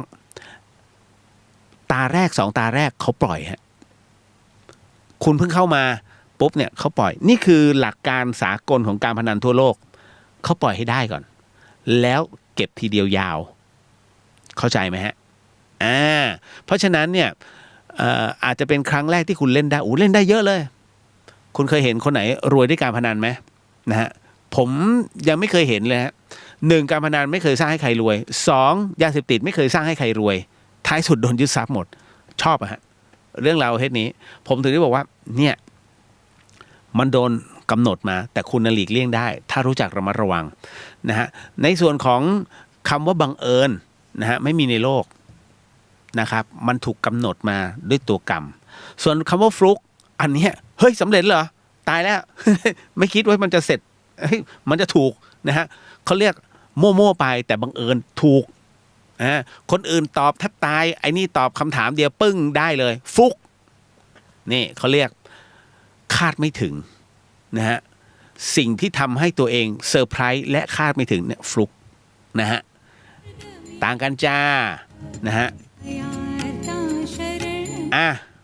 ต่อมาเดี๋ยวเมื่อกี้เห็นแป๊บหนึ่งนะอ่านว่าใช่ครับพี่นาทีที่พี่ไปไลฟ์วันนี้แกเห็นวิญญาณแค่จริงดิวิญญาณเด็กที่ไหนเฮ้ยพี่นาทีไม่เห็นพูดเลยก็อยู่ในห้องเดียวกับพี่ถ้าบอกอยู่ในถ้าวิญญาณในห้องไม่เห็นจริงดิคุยกันเหรอเดี๋ยวน่าสนใจเดี๋ยวขอเบอร์พี่นาทีด้วยแป๊บหนึ่งไอ้นี่มาพูดให้พี่พูดไลฟ์สดเลย เหรอคุณศักดิ์ชัยขอสอบถามหน่อยครับพี่มีคนอยู่คนหนึ่งเอาหมามาเลี้ยงแล้วหมาตัวนี้ออกลูกมา8ตัวแต่ตลอดเวลาที่เอาหมาตัวนี้มาเลี้ยงไม่เคยให้ข้าวกินเลยแต่คนอื่นๆเขาเอาข้าวมาให้มันกินพอมันออกลูกมา8ตัวก็เอาลูกมันไปขายนะฮะแต่เก็บไว้1ตัวจนตอนนี้มีตัวผู้มาผสมพันธุ์ตัวลูกก็เที่ยวไปบอกคนนั้นคนนี้ว่าจะเอาไปทำหมันแต่พอไม่มีใครออกเงินก็ปล่อยให้ตัวลูกมันโดนผสมพันธุ์จนตอนนี้หลายคนพูดว่าคงจะรอขายลูกมันอีกคนแบบนี้เป็นคนประเภทไหนครับเป็นคนเห็นแก่ตัวฮะเป็นคนที่ค่อนข้างจะจิตใจเหี้ยมโหดไม่แพ้เขาเรียกไม่แคร์ใครไม่รู้สึกไม่นึกถึงความรู้สึกคนอื่นนะฮะมีเงินเอาไปกินเหล้า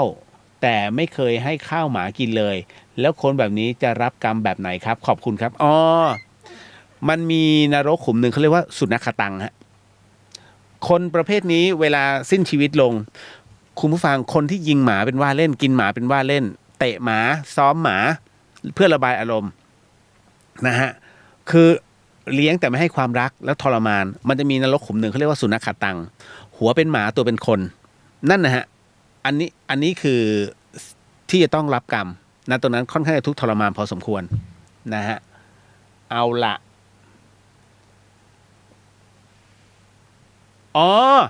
เข้าใจแล้วที่ผมตกใจคืออัน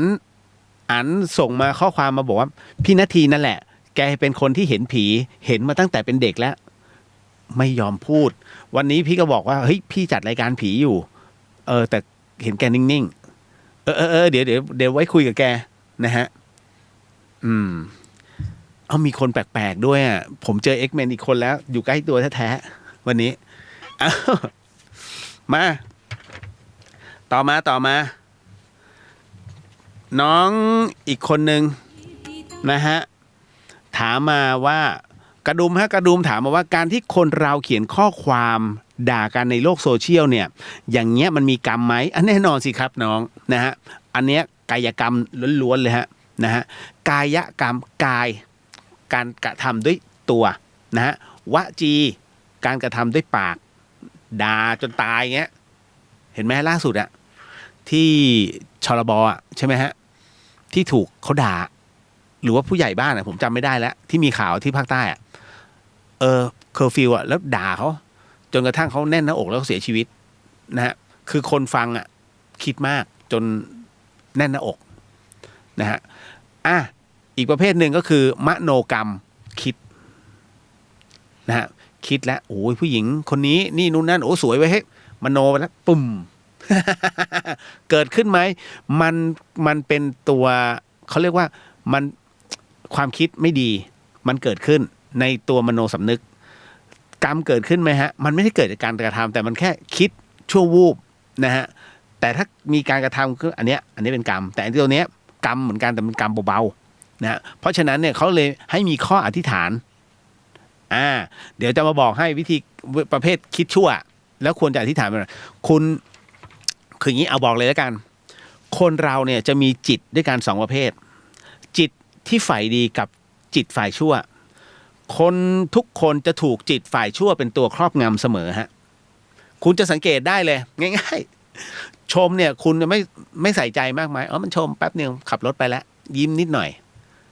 ลองฟังดิโอ้ไอ้นี่ดูสิทำไมฝ่ายอยู่กลางกระบาลวะเนี่ยใหญ่กับเห็บหมาพูดแค่นี้เสร็จปุ๊บโอ้ตายแล้วมันแสลงใจมากด่าหนึ่งคำจำเป็นปี นี่ฮะมันจะจำแต่เรื่องร้ายๆที่เข้ามาเนี่ยเขาเรียกฝ่ายชั่วเพราะฉะนั้นมันก็จะคิดอยากจ้างมือปืนไปยิงมันจริงๆเลยไอ้นู่นไอ้นี่นั่น นะเขาเลยบอกว่าถ้าไม่อยากติดกรรมด้วยมโนกรรมนะฮะให้อธิษฐานเอาไว้นะฮะอย่างเช่นสมมุตินะผมไปกราบพระสุปฏิปันโนรูปหนึ่งนะฮะใจหนึ่งก็กราบอย่างสุดจิตสุดใจแต่อีกใจคิดหนึ่งมันก็ไปคิดเหมือนปรามาสว่าท่านปฏิบัติยังไงแล้วที่ท่านได้บรรลุขนาดนี้บรรลุจริงหรือเปล่าคือไปปรามาสไงเราไม่เคยเห็นท่านปฏิบัติแต่อยู่แบบได้ยินแต่คนนู้นคนนี้พูดแต่วันหนึ่งที่ไปประสบพบเจอมันทะลึ่งมีจิตหนึ่งคิดแบบนี้ท่านก็เลยให้อธิษฐานก่อนฮะว่าก่อนที่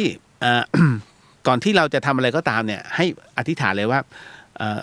ถ้าสมมุติว่ามันมีจิตฝ่ายชั่วไปคิดอกุศลปุ๊บเนี่ยขอให้อกุศลตรงนี้อย่าถึงแก่ข้าพเจ้าเพราะมันอาจจะเป็นการเผลอไผลเกิดขึ้นนะฮะเพราะฉะนั้นข้าพเจ้าไม่ขอยุ่งเกี่ยวกับจิตฝ่ายลบแค่นั้นเลยฮะตั้งอธิษฐานไว้ก่อนเพราะว่ามันไม่มีเจตนานะฮะเพราะฉะนั้นเนี่ยเวลาพอไปถึงตรงนั้นตรงนี้มันก็จะมีเกิดขึ้นตรงนี้ทำไมพระรูปนี้พูดงี้วะนี่แสดงว่าท่านต้องงี้ไอ้จิตฝ่ายลบไม่เกี่ยวอธิษฐานไปแล้วไงเพราะฉะนั้นตัวกรรมถามว่าติดไหมเราอธิษฐานไปแล้วเพราะฉะนั้นมันจึงไม่ติดกรรมตรงนี้นะฮะเพราะเราอธิษฐานกันไว้แล้วนะฮะเอาแต่เรื่องดีๆเข้าหาตัว นะฮะเรื่องดีหาตัวเรื่องชั่วให้ทิ้งไปนี่วิธีการฮะเขาเรียกเทคนิคนะฮะมาถึงตรงนี้ก่อนแยกกันก่อนเลยนะฮะว่าในเรื่องของการด่าทอกันในโลกโซเชียลนั้นเป็นกรรมใช่ไหมเป็นกรรมฮะแล้วเป็นกรรมแต่ละประเภทที่ไม่เหมือนกันหลายคนอาจจะสงสัยนะฮะว่าเฮ้ยจริงเหรอพี่ทำไมไม่เหมือนกันคุณเคยเห็นด่าเขาแล้วเขาไปฆ่าตัวตายไหมฮะนั่นแหละสิ่งที่ผมกำลังจะบอกฮะว่าเฮ้ยคุณไปว่าเขาอย่างใครสักคนหนึ่งเนี่ยพลาดมาในโลกโซเชียลเอาง่ายๆไอ้น้องคนที่พลเปที่ไปเบิกเงินให้คุณยายที่บอกว่า 5,000 บาทนะกับธนาคารกรุงไทยถูกไหมฮะแต่ปรากฏว่ามันโอนได้แค่เบิกมาแค่ 1,000 บาททุกคนเลยโทษว่าไอ้น้องพลเปเนี่ยนะฮะเป็นคนที่เม้มเงิน 5,000 ของคุณยายไปเพราะมันตัดไปแล้วฮะแต่ปรากฏว่ามันเป็นความผิดพลาดของตู้ ATM ของธนาคารซึ่งจริงๆตรงนี้ธนาคารแจ้งช้ามากในขณะเดียวกันน้องถูกด่าไปในโลกโซเชียลแล้วแทบจะฆ่าตัวตายฮะคุณผู้ฟังผมเลยถามว่ามันเป็นความผิดของใครแน่นอนความผิดของธนาคารล้วนๆฮะนะฮะซึ่งอาจจะช้าไปถ้าน้องคนนี้คิดสั้นนี่คือไอ้คนด่านี้ติดกรรมเลยนะฮะคือเขาทำให้ผู้บริสุทธิ์มันถึงกับฆ่าตัวตายติดกรรมและกรรมหนักด้วยมันเป็นเขาเรียกกรรมหนักที่ร่วมกันคุณอาจจะไม่ตั้งใจแต่ตัวเขาคิดมากจนกระทั่งเขาเรียกครอบครัวล้มทั้งคืนเลยทันทีเพราะถ้าเขาตายหรือว่าคิดสั้นไปคุณซวยเลยนะเหมือนกับกลายเป็นผู้สมรู้ร่วมคิดที่ทำให้เขาต้องเป็นแบบนี้เพราะฉะนั้นเวลาใครทำอะไรผิดพลาดนะให้คุณทำอยู่แค่2 อย่างนะฮะคือ1หมายถึงว่าอาจจะให้กำลังใจเขาเล็กๆกับไม่ต้องทำอะไรเลยให้กำลังใจเขาเล็กๆหมายถึงว่าใจเย็นๆมันอาจจะไม่ใช่อย่างที่เขาว่าเราเขียนกลางๆหรืออันนั้นหมายถึงว่าคันมืออยากพิมพ์ให้พิมพ์แบบนี้แต่ถ้าคิดว่ามันไม่เดือดร้อนมันไม่อะไรอยู่นิ่งๆไม่ต้องไปช่วยเขาด่านะฮะยกเว้นถ้ามันผิดจริงอยากถล่มก็แล้วแต่นะฮะเพราะฉะนั้นอย่างประเภทอะไรนะตบยายตียายตัวเองเนี้ยจนบาดเจ็บอยากถล่มไปเลยอันนั้นไม่ว่า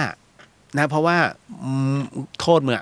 นะฮะยายแก่ถ้าขนาดนี้โทษมึงสมควรแล้วล่ะนะที่ต้องไปฆ่าตัวตายเลยนะไปรังแกเขาเนี่ย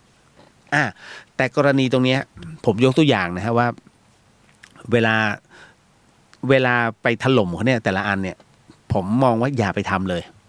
นะฮะ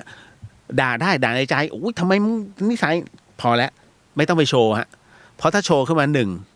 นะฮะถ้าเขาฟ้องขึ้นมาคุณเดือดร้อนมันไม่ได้เกิดประโยชน์เลยนะสองนะฮะถ้าเขาคิดสั้นขึ้นมาคุณก็จะเดือดร้อนเพราะคุณจะสังเกตไหมผู้บริหารนะครับแล้วก็นักการเงินการธนาคารเขาไม่เคยเขียนคำพวกนี้นะฮะคุณสังเกตป่ะในโลกโซเชียลนักการเงินนักบริหารนะฮะทั้งหลายเนี่ยเขาไม่เคยมาพิมพ์ด่ากันโอ้ยอันเนี้ยทำให้แบงก์มันจะต้องอย่างนั้นอย่างนี้ทำไมระบบการเงินไม่มีนะฮะเขาไม่มาคุยกันเรื่องประเภทนี้นะฮะเพราะอะไรเพราะเขาถือมากนี่คือพลังลบล้วนๆนะฮะมันทำให้มันคุณสังเกตไหมคนที่พิมพ์ที่ด่าทอน่ะฐานะเขาแต่ละคนประมาณไหนนะฮะจะอยู่แค่ระดับกลางๆนะฮะกลางๆลงมาไม่มีไฮขึ้นไปไม่ใช้กันคำประเภทนี้นะครับพอมันดูปุ๊บเราจะรู้ทันทีว่าอ๋อคนนี้ทำงานอยู่ไม่ใช่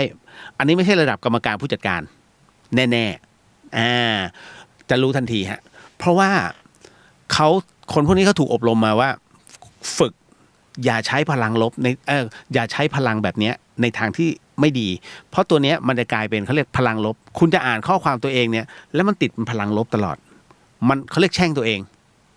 เพราะฉะนั้นถ้าเสริมกำลังใจเนี่ยนะฮะไอ้คอร์ส LPN ทั้งหลายเนี่ยฮะเขาจะเขียนให้กำลังใจตัวเองนี่นู่นนั่นนะฮะเพื่อศักยภาพตัวเองนะฮะทำให้ตัวเองนั้นมีกิจการรุ่งเรืองร่ำรวยมันจะมีคอร์สพวกนี้เพราะเสริมกำลังใจคุณจะไม่เห็นคำประเภทด่าทอกันในคอร์สประเภทนี้เพราะมันเป็นพลังลบมีผลไหมกับในระบบตรงนี้ผมจะบอกว่าคนทุกคนเนี่ยฮะในร่างกายคุณมีพลังไฟฟ้าแต่คุณใช้ไม่เป็นมีพลังงานอยู่นะฮะคุณมีพลังจิตทุกคนมีพลังจิตหมดแต่คุณใช้ไม่เป็นเพราะคุณไม่เคยฝึกถูกไหมฮะเหมือนกันฮะเพราะฉะนั้นพลังลบกับพลังบวกมีในตัวทุกคนแต่คุณทะลึ่งดันเอาพลังลบออกมามากกว่าพลังบวกมันก็เลยแรงกระตุ้นในชีวิตจึงไม่มีเพราะฉะนั้นถึงได้บอกโควิดมันมาเนี่ยเพื่อล้างทั้งหมดเขาเรียกล้างไพ่โลกทั้งโลกเลยฮะอเมริกันใช่ไหมตอนนี้จะ3 ล้านแล้วนะฮะคนที่ติดเชื้อเนี่ยฮะนะครับเพราะฉะนั้นมันเริ่มล้างทั้งหมดแล้วเดี๋ยวมันจะเซตใหม่มิถุนายนเป็นการเซตโลกใหม่นี่เลยฮะคุณเตรียมตัวครับถ้าคิดแล้วต้องทำนะฮะช่วงนี้ถ้าทำอะไรได้ทำก่อนนะครับอันนี้บอกเลยฮะเพราะฉะนั้นเป็นกรรมหมดนะจ๊ะนะฮะในเรื่องของการเขียนข้อความนะฮะมันเป็นพลังลบอย่าไปทำนะครับต่อมาอย่าว่าอย่างนั้นผมก็มีเขียนด่าบ้างแต่นานๆจะสังเกตนานๆ ผมไม่ได้เขียนแบบบ่อยๆนะฮะ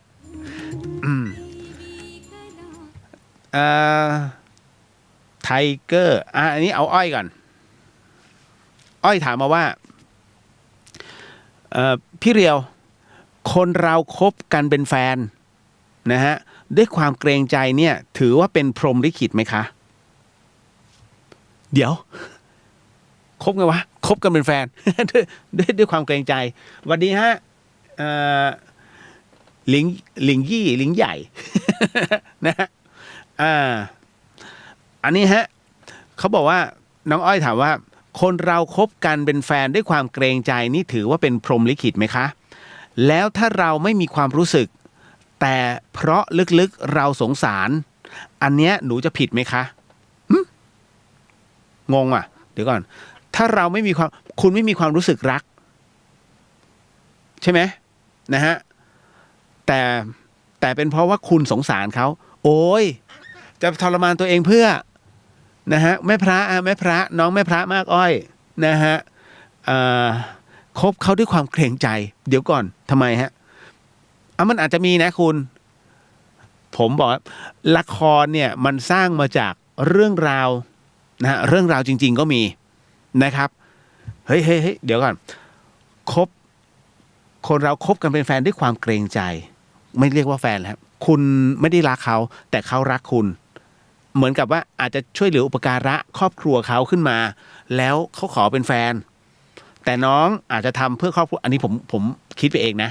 เดี๋ยวอันนี้ผมคิดไปเองนะผมไม่ได้ถามน้องเขานะแล้วถ้ารู้สึกว่าเกรงใจเขาแบบเนี้ยอุตส่าห์ช่วยครอบครัวของเรานะฮะในช่วงโควิดแบบเนี้ยนะฮะเอาเป็นแฟนก็ได้เนี่ยฮะมันเป็นพรหมลิขิตไม่ใช่ฮะไม่ใช่พรหมลิขิตพรหมลิขิตเนี่ยมันแค่อันนี้เขาเรียกว่ามันต้องดูกันยาวๆนะฮะมันไม่ใช่ระยะสั้นๆนะ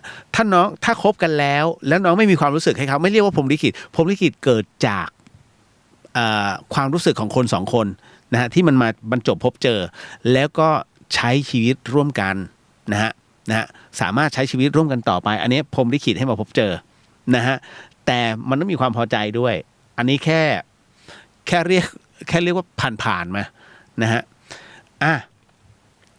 ลึกๆเราสงสารเขาพิการเหรอน้องหรือเปล่าหรือยังไงฮะหนูจะผิดไหมคะถ้าน้องทำด้วยความจำเป็นไม่ผิดถ้าน้องพูดกับเขาตรงๆพี่จะรักหนูก็ได้นะฮะพี่จะรักหนูก็ได้แต่หนูบอกตรงๆว่าหนูเกรงใจหนูรับรักก็ได้นะหนูเป็นแฟนให้ก็ได้นะแต่หนูเกรงใจแต่หนูนึกถึงในใจว่าพี่เป็นพี่ชายเสมอจบเลยนะคุณเชื่อไหมผู้ชายแต่ละคนเนี่ยมันจะเสียความรู้สึกมากก็คือรักเป็นพี่ชายอ่ะไม่ได้รักเป็นแฟนโอ้โหคุณเอ๋ยวันใดวันหนึ่งที่ไปเจอกันแบบนั้นนะฮะแล้วไปเจอผู้หญิงพูดอย่างเงี้ยเหมือนกันนะผู้หญิงเหมือนกันฮะแอบชอบเขามาตั้งนานจนกระทั่งวันหนึ่งเขาเดินมาหาแล้วก็ลูบหัวว่าไงจ้าน้องสาวโอ้โหคุณจะรู้สึกคูเฟลมาก หลงรักพี่นักบอลนี้มาตั้งนาน มันคืออย่างนั้นจริงๆฮะมันคือทำร้ายจิตใจแล้วลึกๆมันเจ็บแต่มันเก็บอาการนั่นแหละเขาเรียกว่าอกหักเล็กๆนะจ๊ะยังไม่ถึงที่สิ้นสุดนะครับเพราะฉะนั้นคำตอบคือมันไม่ใช่พรหมลิขิตนะฮะแต่ว่าถ้ารู้สึกเกรงใจในเรื่องของความรักเนี่ยอย่ารักพูดเขาตรงๆเลยฮะเพราะไม่งั้นมันจะน้องจะรู้สึกทรมานตกนรกทั้งเป็นนะฮะหรือถ้าน้องอยากเป็นแบบโบราณก็ได้เขาเรียกว่าคลุมถุงชนคุณลองถามคุณตาคุณยายดูฮะแม่อุ้ยพ่ออุ้ยทั้งหลายสมัยก่อนเนี่ยนะถ้าถูกใจคุณไม่มีสิทธิ์นะฮะมาเดินกันมาเล่น Facebook ไม่มีฮะสมัยก่อนไม่มี Facebook เพราะฉะนั้นสมัยก่อนเนี่ยมันแค่ผู้ใหญ่คุยกันบ้านเธอกับบ้านฉันเรามาดองกันนะฮะผู้ชายคือเขาก็จะมีตัวแทนคือแม่สื่อไปดูก่อนไปดูแม่สื่อจะเป็นประเภทพูดมากนะฮะเป่าหูเก่ง นะฮะก็จะไปหาบ้านผู้ชายก่อนเนี่ยสนใจไหมเนี่ยแม่กระถินเนี่ยโอ้โหแม่กระถินน่ารักนะเนี่ยโอ้โหอวบนิดขาวเนี่ยฮะปากเนี่ยเป็นสีชมพูในจมูกสวยมากผู้ชายมันจะนั่งนึกแล้วเสร็จปุ๊บไอ้นี่เลยฮะแม่สื่อไปหาแม่กระถินเลยแม่กระถินลูกชายบ้านนั้นน่ะเขาหล่อมากโอ้โหมีเป็นที่ต้องการสาวๆแต่เขาไม่สนใจใครเลยนะเขาสนใจแต่แม่กระถินก็นั่นแหละพอเป่าหูมันเริ่มเข้าขากันเมื่อนั้นผู้ใหญ่สองข้างตกลงยังไม่เห็นหน้ากันนะฮะจับแต่งเลยไม่รู้ชอบไม่ชอบสุดท้ายมาเจอเหียกทั้งคู่ แล้วมาบ่นแม่สื่อไหนมึงบอกสวยไหนมึงบอกหล่อ นะฮะจบหน้าที่แม่สื่อแล้วแม่สื่อรับตังค์ไปหาเหยื่ออะไรต่อไปนั่นคือสมัยก่อนเพราะฉะนั้นน้องจะเป็นแบบนั้นเลยฮะนะครับมันหมดสมัยไปแล้วนะฮะหรือว่าจะใช้คำว่าอยู่กันไปเดี๋ยวก็รักกันมีนะนะฮะก็ถามว่าใช้ในรูปแบบตรงนี้ได้ไหมมันก็มีนะนะอยู่กันไปเดี๋ยวก็รักกันคือมันไม่ได้เจอใครอ่ะแล้วมันเจอกันเองไงแล้วมันเข้าใจซึ่งกันและกันเพราะฉะนั้นพอคนนึงรู้สึกว่าเห็นไหมที่เขามีบอกยิ่งทะเลาะยิ่งมีลูก ไอ้ประเภทนี้เพราะฉะนั้นเลือกเอาอันนี้คือมันเป็นสมัยนิยมแล้วนะน้องอ้อยนะจ๊ะอันนี้บอกไว้ก่อนนะครับเอาต่อมามันเนอะเรื่องความรักอันนี้รายการเดอะเฮียนนะฮะคุณผู้ฟังไม่ใช่รายการอะไรล่ะพี่เลียวไขหัวใจไม่ใช่นะฮะ อย่าเข้าใจผิดนะฮะ ต่อมาไทเกอร์ถามมาว่าพี่ครับคนเราเนี่ยแรกเริ่มของการตายเดี๋ยวขอเปลี่ยนซาวก่อนได้เลิกโอ้ยเจอแบบเรื่องราวความรักตลอดเลยมันเรื่องผีๆมั้งเอาไปฮะฟึบ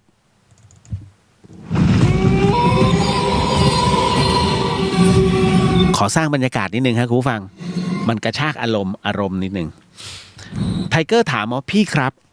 คนเราแรกเริ่มของการตายเนี่ยตกลงวิญญาณไปไหนหรือครับพี่แล้วเขาบอกอย่างนี้ฮะว่าคือยายของผมพี่เลียวไทเกอร์บอกว่ายายผมเพิ่งตายยังไม่ถึง24ชั่วโมงพี่ปรากฏว่าน้าสาวเจอยายอยู่ที่ห้องนอนแกครับคุณพระช่วยคิดว่ายังไงฮะสั้นๆง่ายๆฮะจะบอกว่าคือมันเหมือนแกผูกพันนะฮะคือเรื่องของเรื่องอย่างนี้นะผมขอพูดประสบการณ์ส่วนตัวอีกรอบหนึ่งแล้วกันนะฮะคืออย่างนี้คุณผู้ฟังไทเกอร์เอาตามประสบการณ์ตรงคืออันเนี้ยถ้าคุณไปถามคนนู้นคนนี้ที่มันไม่ใช่ประเภทแบบพี่เลียวอ่ะ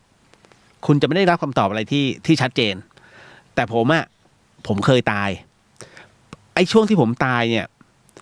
จะบอกว่าวิญญาณไปไหนเลยครับวิญญาณไม่ได้ไปไหนนะฮะตอนที่ผมเสียชีวิตนะฮะ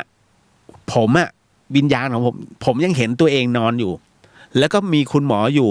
แต่ในขณะเดียวกันในมิตินั้นน่ะผมก็ยังเห็นนะฮะเพื่อนร่วมมิติอยู่ประมาณ20 ตนน่ะนะที่อยู่ในห้องฉุกเฉินนั่นน่ะนะฮะเพียงแต่เราไม่ได้โฟกัสตรงนั้นเราโฟกัสไปที่ตัวของเราผมไม่อยู่ร่างของตัวเองแต่จิตเนี่ยมันเข้าออกมันเหมือนกับว่ายังไม่ได้ตายดีอ่ะแต่เรารับรู้ว่าตัวจิตของเราเนี่ย เดี๋ยวรับรู้แล้วได้ยินที่หมอพูดทุกอย่างไปห้องเอ็กซเรย์ด่วนมันก็ตามไปในขณะที่ผมนอนหลับตาอยู่ด้วยนะแล้วก็ในขณะที่ผมนอนหลับตาแล้วก็เขาก็เข็นรถไปแล้วอีกหนึ่งจิตเนี่ยมันอยู่ข้างนอกด้วยเหมือนก็ตามไปด้วยจะว่าใช้ลอยหรือเปล่ามันก็ใช้ได้เพราะมันเร็วมากคือการทำงานของจิตเนี่ยนะฮะมันเร็วมากๆครับอะไรที่เร็วกว่าแสงนะฮะมันมีอย่างเดียวคือดวงจิตไอ้หนูข้างล่างนะฮะหมู่บ้านไฟหินอะไรที่เร็วกว่าแสงเดอะแฟลต ตบหัวทิ่มเลยนะรู้จักกันเดอะแฟลต หนังฝรั่งอ่ะ นะมันบอกเร็วกว่าแสงก็เดอะแฟลตไม่ใช่อันนี้เอาของจริงฮะคืออะไรที่เร็วกว่าแสงมีอย่างเดียวก็คือดวงจิตเพราะฉะนั้นการทำงานของจิตจึงเร็วมากมันจะเข้าออกคุณเร็วมากฮะนะในเรื่องของวิถีจิตเพราะฉะนั้นพอมาถึงตรงเนี้ยเสร็จปุ๊บตอนที่ผมไปกับตัวเองเนี่ยฮะจิตหนึ่งยังอยู่ในร่างมองเห็นในขณะที่นอนตัวหลับตาเข้าใจไหมมองเห็นในขณะที่หลับตาคือผมหลับตาอย่างเงี้ยแล้วคือมันเหมือนน็อกไปแล้วอะหัวใจมันหยุดทำงานไปแล้วหลับเงี้ยในขณะที่หลับมันเห็นก็คือเห็นตัวเราเห็นคนกำลังเข็นหลับเงี้ยใช่ครับมันมองเห็นได้ยังไงตอบไม่ได้แต่มันเห็นแล้วก็รับรู้ว่าตัวเองก็นอนอยู่มันเข้าออกเพราะฉะนั้นตอนที่เดินผ่านไปเนี่ยมีผู้หญิงคนหนึ่งคุณป้าคนหนึ่งเขาเดินสวนไปแล้วก็หันมาผมถึงได้เห็นอีกข้างเละอ่ะอุยตายฮะนึกในใจเฮ้ยนี่กูตายแล้วเหรอคือในตัวจิตอีกฝากหนึ่งที่มันอยู่ในร่างเนี่ยมันนึกในใจทันทีคิดนี่ตายแล้วเหรอนะฮะจนกระทั่งมันมีอยู่ช่วงหนึ่งที่มันเหมือนกับผมไม่ได้อยู่ข้างนอกแล้วมันเหมือนดูดเข้าไปในร่างแต่ยังหลับตาอยู่แต่รับรู้ทุกอย่างนะฮะตอนที่เขามาจับแล้วก็มาจับขาแล้วบอกว่าขอบุญหน่อยพอพูดถึงตรงนี้คำว่าขอบุญหน่อยผมเลยรู้ตัวเองว่ากูไม่ตายถ้าบอกว่าขอบุญหน่อยเนี่ยไม่มีทางตายเพราะว่าผีจะขอบุญกับผีไม่ได้แต่ถ้าผีเห็นผีได้นะฮะเวลาผีเห็นผีฮะ คนละแบบกันนะฮะผีขอบุญกับผีไม่ได้ทำไมจึงขอเป็นแบบนั้นไม่ได้เพราะว่าผมจำเรื่องของพันเอกสนอจินตรัตน์ที่พูดถึงในเรื่องของตอนที่วิญญาณของท่านพันเอกสนอเนี่ย หิวน้ำนะฮะที่เดินลงไปที่เดินไปในส่วนของมุมมืดแล้วของอีกภพหนึ่งอีกภพภูมิหนึ่งนะฮะแล้วหิวน้ำเห็นคุณยายคนหนึ่งกำลังจะกินน้ำขอคุณยายเห็นขันน้ำเนี่ยนะฮะของคุณยายเนี่ยตั้งไว้หน้าบ้านนะฮะแกก็เดินไปแล้วขอคุณยายกินน้ำคุณยายก็เลยให้กินเลยพอกินไปปรากฏว่าน้ำว่ากินไม่ได้มันร้อนฮะพอมันร้อนเสร็จปุ๊บมีเสียงหนึ่งบอกว่าน้ำนั้นไม่ใช่ของเจ้าเพราะเจ้าไม่เคยทำบุญด้วยน้ำนั่นนะฮะเพราะฉะนั้นจึงขอบุญกันไม่ได้ผมจำตรงนี้ได้เลยฮะมันเหมือนกับว่าถึงขอไปคุณก็ไม่ได้รับแล้วคุณก็ไม่สามารถจะไปจับเขาได้แต่นี่เขามาจับขาแล้วมันเย็นทะลุกางเกงยีนน่ะผมถึงได้รู้เลยว่าอ๋อนี่เองที่เรายังไม่ถึงที่ตายผมนึกกูไม่ตายแล้วมันฟ้องตรงนั้นทันทีฮะน้องถามว่าที่น้องถามมาว่าแรกเริ่มของการตายนั้นตกลงวิญญาณไปที่ไหนวิญญาณยังไม่ไปไหนฮะวิญญาณอยู่ข้างๆเลยข้างๆร่างเลยฮะแม้ร่างนั้นเนี่ยเหมือนกับสมมติถูกยิงตายหรือว่าไปชนหน้าตัวบิดเบี้ยวเละเทะอยู่ตรงนั้นวิญญาณยังอยู่ข้างๆยังไม่ไปไหนฮะเพราะหนึ่งมันเกิดความอำลาอะไรต้องการอำลาอะไรแล้วร่างนี้ใช้มา25 ปีอ๋อมันเป็นอย่างนี้นี่เองโอ้โหตอนที่คนอื่นตายเราก็มองตอนนี้เราตายเราก็เห็นตัวเรามันพิจารณาอยู่แล้วตามไปที่ไหนก็ตามไปทุกที่อ่ะก็ร่างของเราอ่ะอยากจะกลับเข้าร่างทุกคนอยากฟื้นนะคุณคนที่ตายเนี่ยเขาไม่มีใครอยากตายทุกคนอยากฟื้นฮะแต่บังเอิญว่าร่างมันใช้ไม่ได้แล้วนะฮะเมื่อร่างใช้ไม่ได้แล้วตัวจิตจึงทำหน้าที่ของมันต่อแค่นั้นเลยนะพอถึงนะตรงนี้นะเดี๋ยวพอวิญญาณไปไหนนะยายผมเพิ่งตายยังไม่ถึง24 ชั่วโมงปรากฏว่าน้าสาวไปเจอยายที่ห้องนอนของแกจิตผูกพันมันเป็นเรื่องของจิตผูกพันมันเป็นวาระของจิตฮะอย่างสมมุติว่าทำไมศพอยู่ตรงนี้พี่เลียวบอกว่าเอ้าไหนวิญญาณอยู่ตรงศพแล้วทำไมไปอยู่ที่บ้านได้ผมพูดอยู่ไงเมื่อกี้ว่าอะไรที่เร็วกว่าแสงนะฮะมีสิ่งเดียวคือจิตฮะเพราะฉะนั้นคุณคิดว่าอีกฟากโลกหนึ่งนะอีกซีกโลกหนึ่งเนี่ยคุณไปยืนอยู่แกรนด์แคนยอนที่อเมริกาคุณไปยืนแล้วนะฮะในขณะที่คุณพูดเนี่ยจิตคุณถึงแล้วแกรนด์แคนยอนมันเร็วมากเพราะถ้าคุณยังไม่ถึงจิตมันยังไม่พูดพอไปยืนปุ๊บเนี่ยมันถึงได้พูดว่าอ๋อตอนนี้ผมไปยืนอยู่ที่แกรนด์แคนยอนมันไปแล้วเร็วมากครับเพราะฉะนั้นต่างจากอะไรตรงนี้ที่คุณยายเนี่ยมีจิตผูกพันถึงที่บ้านดังนั้นตอนที่แกตายเนี่ยตัวจิตฟึบไปอยู่ที่เตียงนอนเพราะฉะนั้นณตรงเนี้ยแกอยู่ที่เตียงนอนไหมอยู่ที่ห้องนอนน่ะอยู่และอยู่ที่ร่างไหมก็อยู่แต่ถ้าเมื่อไหร่ก็ตามที่ร่างนั้นเผาไปแล้วไปอยู่และเห็นที่เตียงนอนแสดงว่าคุณยายกลับบ้านแล้วยังไม่ไปไหนนะคราวนี้เพิ่งตายใช่ไหมฮะผมเชื่อมั่นว่าวันนี้น่าเป็นงานศพกลับมาเดี๋ยวนะไทเกอร์ฟังอยู่ป่ะไทเกอร์ทักพี่หน่อยดิอันไหนก็ได้ทักพี่มานิดนึงคืออย่างนี้ถ้าเป็นไปได้นะพรุ่งนี้นะฮะไทเกอร์ไปเด็ดกิ่งไม้มาอันหนึ่งนะฮะ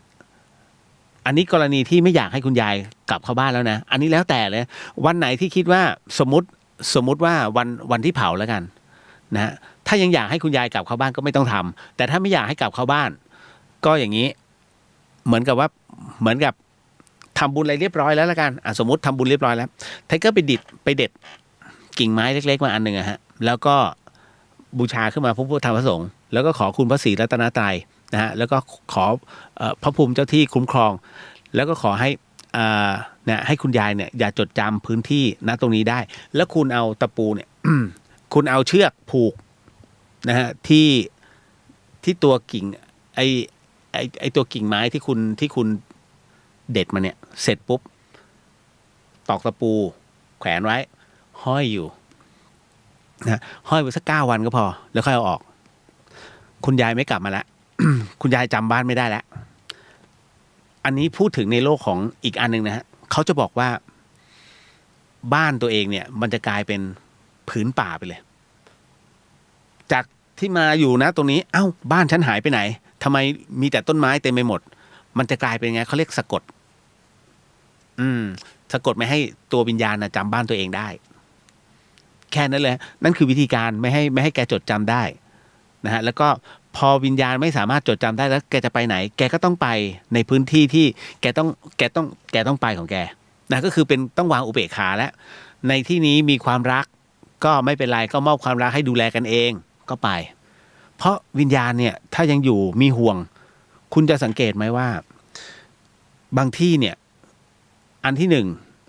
มันจะมีเรื่องราวประหลาดเกิดขึ้นในขณะที่กำลังจะเอาศพเผาอันที่สองก็คือว่าเผาแล้วไหม้ศพไม่ไหม้ทั้งหมดเขาก็จะถามเลยว่า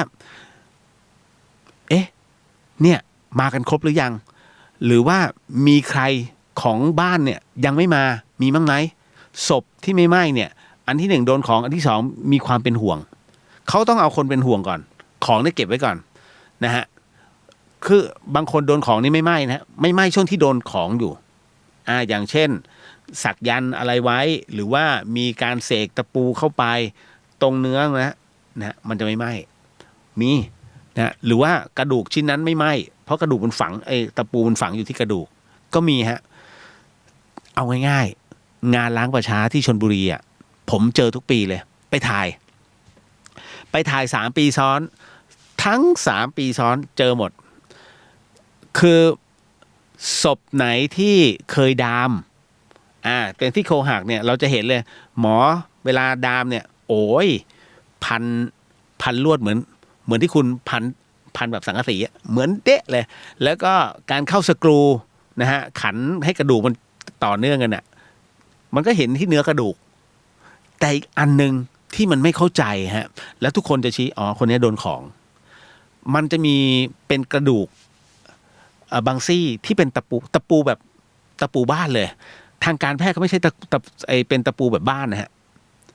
มันต่อเข้าไปในตัวเนื้อกระดูกฮะมีแบบทิ่มเดมามีที่ไหนกระดูกใครไป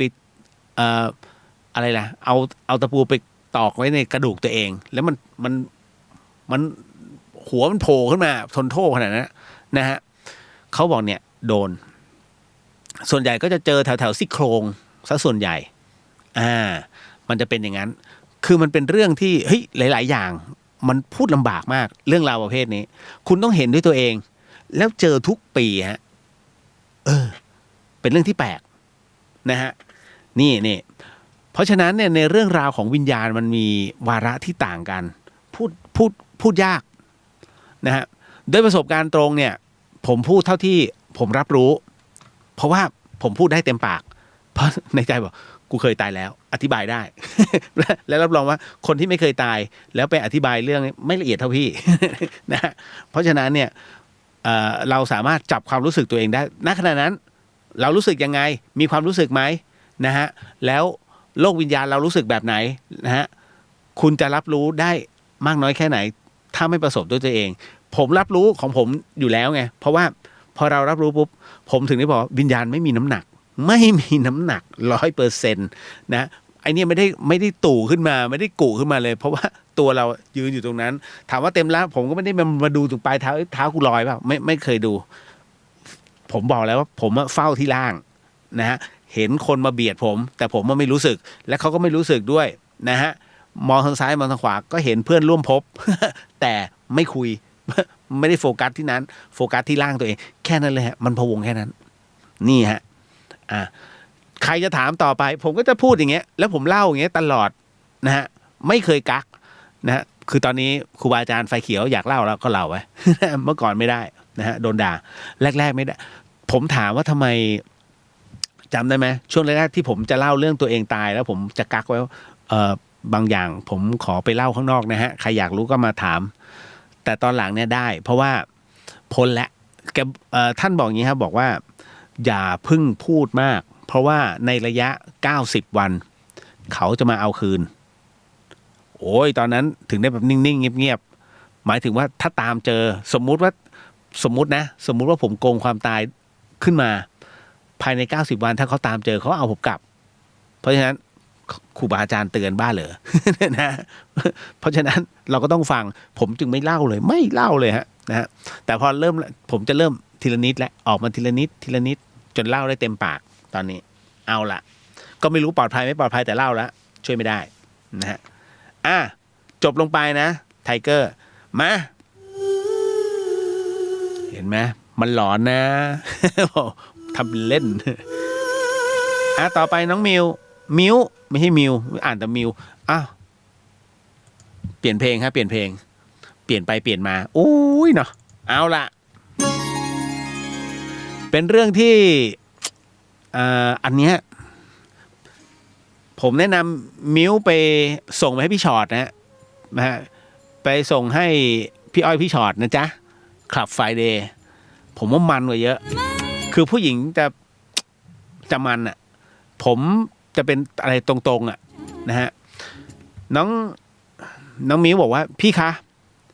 การที่คนเราทำอะไรผิดพลาดเนี่ยเราถือเป็นกรรมหรือเปล่าคะนะฮะเขาถามกันเลยนะการที่เราทำอะไรผิดพลาดนั้นเป็นกรรมหรือเปล่าคะตอบว่าทำอะไรผิดพลาดนั้นเป็นเรื่องของเจตนานะฮะเจตนาหรือเปล่าถ้าผิดพลาดเนี่ยไม่ได้เจตนานะไม่ถือว่าเป็นกรรมนะฮะถ้าจะเกิดกรรมต้องมีเจตนาเป็นที่ตั้งนะฮะแต่ถ้าผิดพลาดอย่างเช่นทำหัวข้อรายงานขึ้นมาแล้วก็ปรากฏว่าไปส่งอาจารย์โดนอาจารย์ด่าเละเทะเลยทำไมต้องคิดแบบนี้หัวคิดมันมีแค่นี้เลยโอ้ด่าเทะคุณร้องไห้นะฮะถามว่ามันเป็นกรรมไหมไม่ใช่มันคือข้อผิดพลาดมันไม่ได้ก่อให้เกิดเป็นตัวการกระทำขึ้นมานะฮะเพราะฉะนั้นเนี่ยถ้าถามว่าข้อผิดพลาดคือกรรมไหมไม่ใช่นะฮะเป็นเรื่องของความรอบคอบแล้วคราวนี้น้องมาเล่าอีกอันหนึ่งที่ค่อนข้างจะรันทดนั่นหมายถึงว่าคืออย่างนี้ฮะมิวบอกว่าพ่อหนูนะฮะคือน้องอยู่มหาลัยแล้วอันเนี้ยรู้แล้วนะฮะพ่อหนูแอบคบกับเพื่อนหนูอะค่ะพี่หนูจะทำยังไงดีผมถามน้องเข้าไปว่าแล้วเพื่อนเนี่ยเพื่อนสนิทไหมเพื่อนสนิทค่ะมาบ้านอยู่เรื่อยๆคุณพระช่วย ผมเข้าใจแล้วนะฮะผมเคยดูหนังเรื่องนึงนะหนังหรือละครเรื่องอะไรประมาณเนี้ยคือเหมือนมาแล้วแอบชอบกันอ่ะนะฮะแต่อันเนี้ยโอ้โหทำใจยากว่ะ จะบอกว่าเลิกคบกับเพื่อนไปเลยมันก็คือถ้าด้วยถึงวิถีปัจจุบันมันคือประชาธิปไตยมันคือความเป็นเสรีถูกไหมฮะผมพูดถึงในเรื่องของตามหลักจริยธรรมนะฮะมันควรไหมมันก็ไม่ควรตามหลักจริยธรรมนะฮะแต่ถ้าเป็นเรื่องราวของความรักของคนที่เขารักกันชอบกันคำว่าความรักเนี่ยมันไม่แบ่งอายุไม่แบ่งชั้นวรรณะนะฮะแล้วก็แม้กระทั่งไม่แบ่งเพศด้วยซ้ำชายรักชายหญิงรักหญิงนะฮะใครจะคือมันมีความรักได้หมดอันนี้ก็เลยต้องบอกก่อนนะฮะแต่ถ้าอย่างเงี้ยถ้าเป็นพี่เลียวนะฮะ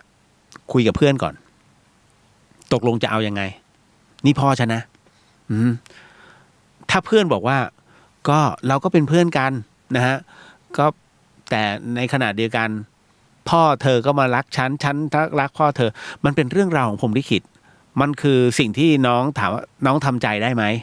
ถ้าทำใจได้ก็ยอมรับมันได้ถ้าทำใจไม่ได้ต้องคุยฮะคุยกับพ่อนี่เพื่อนหนูนะนะฮะเพื่อนลูกนะพ่อนะประมาณนี้เลยต้องคุยฮะอ๋อลืมบอกไปแม่น้องเขาไม่มีแล้วนะฮะแม่น้องเขาเสียไปนานแล้วอันนี้ก็คือถึงได้บอกไงฮะคือน้องมารู้ก็คือเหมือนกับว่าเห็นความผิดแปลกของทั้งคู่ก็เลยถามตรงๆและปรากฏว่าไปเจอในแชทนั่นแหละแชทเพื่อนยืมโทรศัพท์เพื่อนมาแล้วก็ไปเห็นนั่นแหละฮะ ความเลยแตก อันนี้มันเป็นเรื่องของครอบครัวนะแต่ผมจะบอกงี้ผมเคยเล่าเรื่องอะไรล่ะเกี่ยวกับเจ้ากรรมนายเวรหรือว่าเนื้อคู่อ่ะผมเล่าเรื่องนี้หลายรอบแล้วนะฮะคือมันเป็นอย่างนี้ในอดีตชาติผมย้อนกลับไปก่อนนะในอดีตชาติผมเคยพูดอยู่เสมอนะฮะ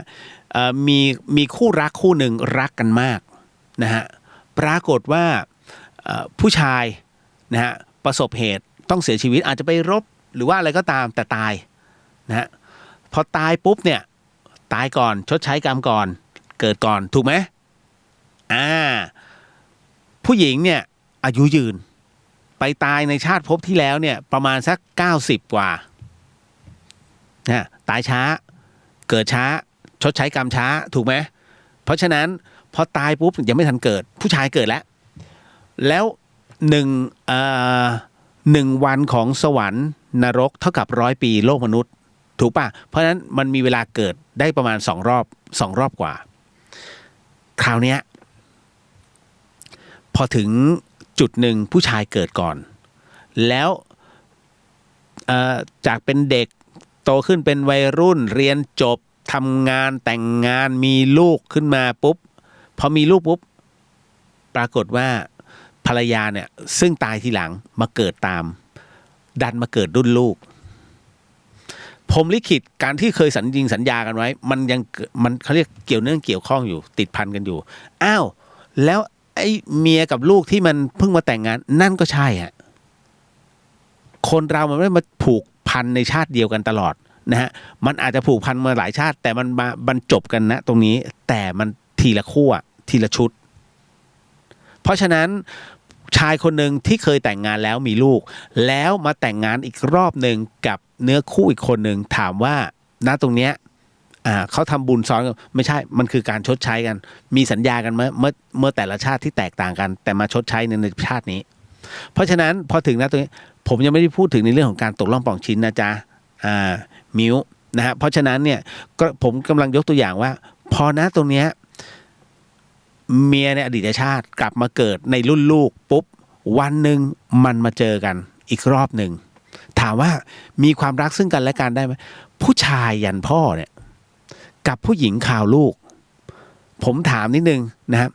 ถ้ามันไม่มีจุดกำเนิดในเรื่องของการชอบพอเกิดขึ้นหรือว่าพรหมลิขิตที่มันยิงขึ้นมาให้มันจะชอบกันไหมเยอะแยะวัยรุ่นผู้ชายเยอะแยะนะฮะหล่อๆเยอะแยะทำไมมาชอบคนแก่ๆนี่ไงมันเป็นเรื่องราวเขาเรียกว่าพรหมลิขิตกับเส้นของสัญญาเก่าเพราะฉะนั้นมันก็แล้วแต่ว่าเขาจะพิจารณาในเรื่องของการจะตัดกันในชาตินี้เลยไหมนะฮะทำยังไงพี่เลียวถ้าอยากถือบวชดิศีล 8ไปนะฮะเป็นไปได้ถือศีล 8ก่อนเลยถือศีลให้เพื่อนถือศีลพรหมจรรย์ถามว่าทำได้เปล่าจะไปบังคับให้พ่อบวชเหรอ เรื่องใหญ่นะคุณเอาลองไปคิดดูนะฮะเรื่องครอบครัวฮะผมยุ่งได้แค่นี้คงจะไม่ให้ความเห็นอะไรมากมายเสียวมาก นะเอาละขอบคุณนะจ๊ะเอาละฮะเดี๋ยวอันนี้หญิงบอกว่าเพื่อนเล่นพ่อตบเพื่อนค่ะจริง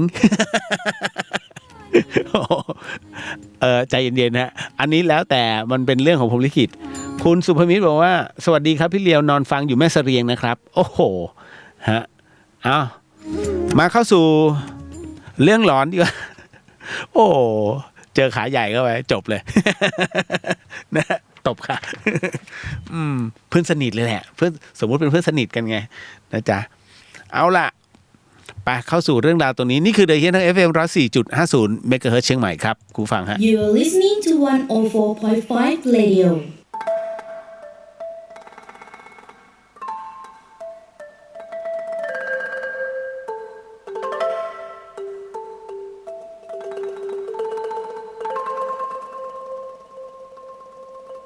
ร รายการนี้ไม่เหมาะกับเด็กอายุต่ำกว่า 15 ปี และตุ๊กแต๋วที่แฝงตัวมาหากินในพระศาสนา ผู้ปกครองหรือพระผู้ใหญ่ควรพิจารณาในการรับฟัง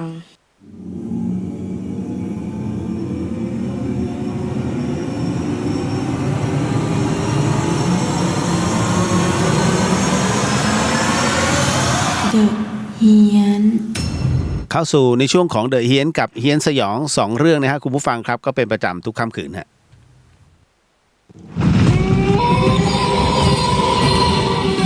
ในห้างไปนอนแล้วในห้างนายอิเซรัมแชมพูฮะแชมพูที่ลดอาการหลุดร่วงของเส้นผมฮะนะฮะทำดีบอกวันนี้ฟังแล้วมันจริงๆ มีขนาดนั้นเลยคุณผู้ฟังครับ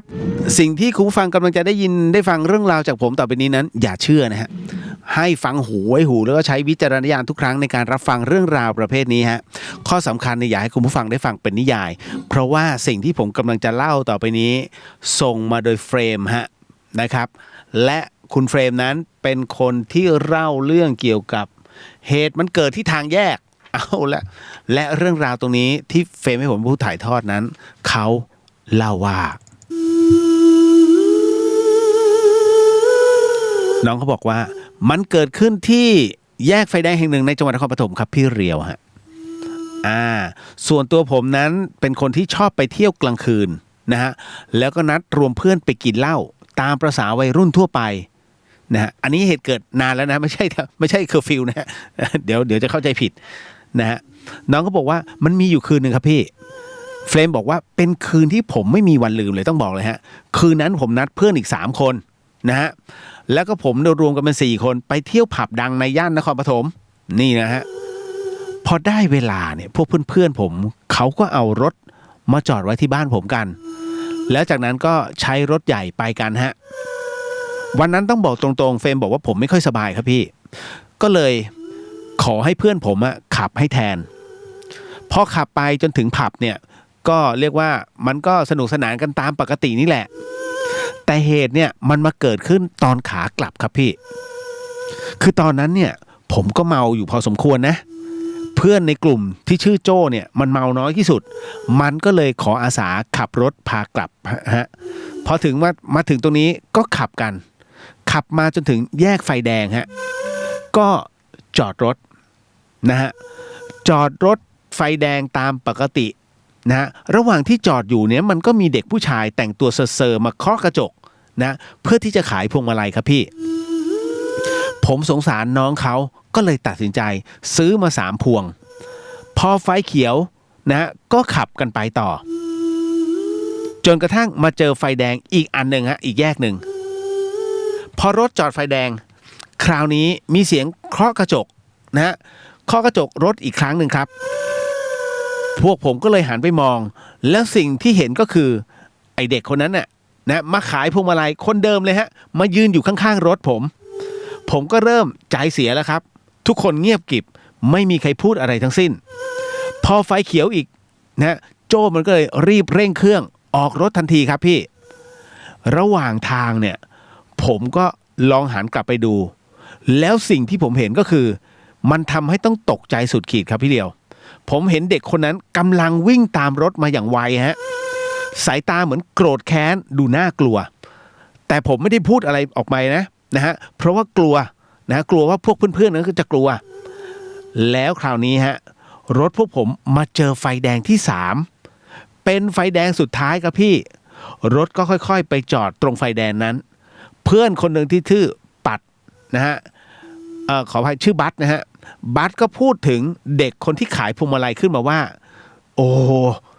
แม่งเวลาก็จะตี 3แล้วเนี่ยยังมีเด็กมาเดินขายพวงมาลัยอีกเหรอเพื่อนผมยังพูดไม่ทันจะจบคำอยู่ๆก็มีเสียงทุบกระจกอีกครับซึ่งคราวนี้แรงมากๆแรงจนพวกเพื่อนๆผมเนี่ยหันไปมองแล้วสิ่งที่ทุกคนเห็นก็คือเด็กคนเดิมฮะมายืนขายข้างๆรถอีกแล้วฮะคราวนี้หน้าซีดเหมือนศพทุกคนเลยฮะเล่นเอาผมกับเพื่อนคิดว่าต้องไม่ใช่คนแล้วแน่ๆฮะเพราะใครมันจะวิ่งได้เร็วเกินมนุษย์แล้วน้องเนี่ยเขาก็ยังไม่หยุดนะยังไม่หยุดทุบผมกับเพื่อนๆก็ไม่รู้จะเอายังไงไฟแดงเนี่ยมันก็มีรถแค่ผมคันเดียวเนี่ยที่จอด นะฮะแค่นั้นเลยแล้วมันก็ดึกแล้วต้องบอกว่าตอนนั้นน่ะมันตี 3กว่าได้แต่นั่งรอไฟเขียวพร้อมกับฟังเสียงทุบกระจกอย่างนั้นเลยจนเพื่อนผมที่ชื่อเป้มันโมโหฮะเลยลดกระจกลงมานะลดกระจกลงมาหน่อยนึง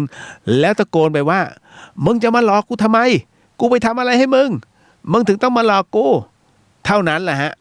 น้องเขาหยุดทุบกระจกทันทีแล้วก็พูดน้ำเสียงแบบแหบๆว่าผมไม่ได้มาหลอกผมมาตรงนี้เพื่อจะมาเอาค่าพวงมาลัยนั่นแหละฮะนั่นก็คือพอถึงนะตรงนั้นเสร็จปุ๊บนะฮะทุกคนบึ่งรถกลับบ้านทันทีฮะทุกคนนอนอยู่ที่บ้านของเฟรมหมดเลย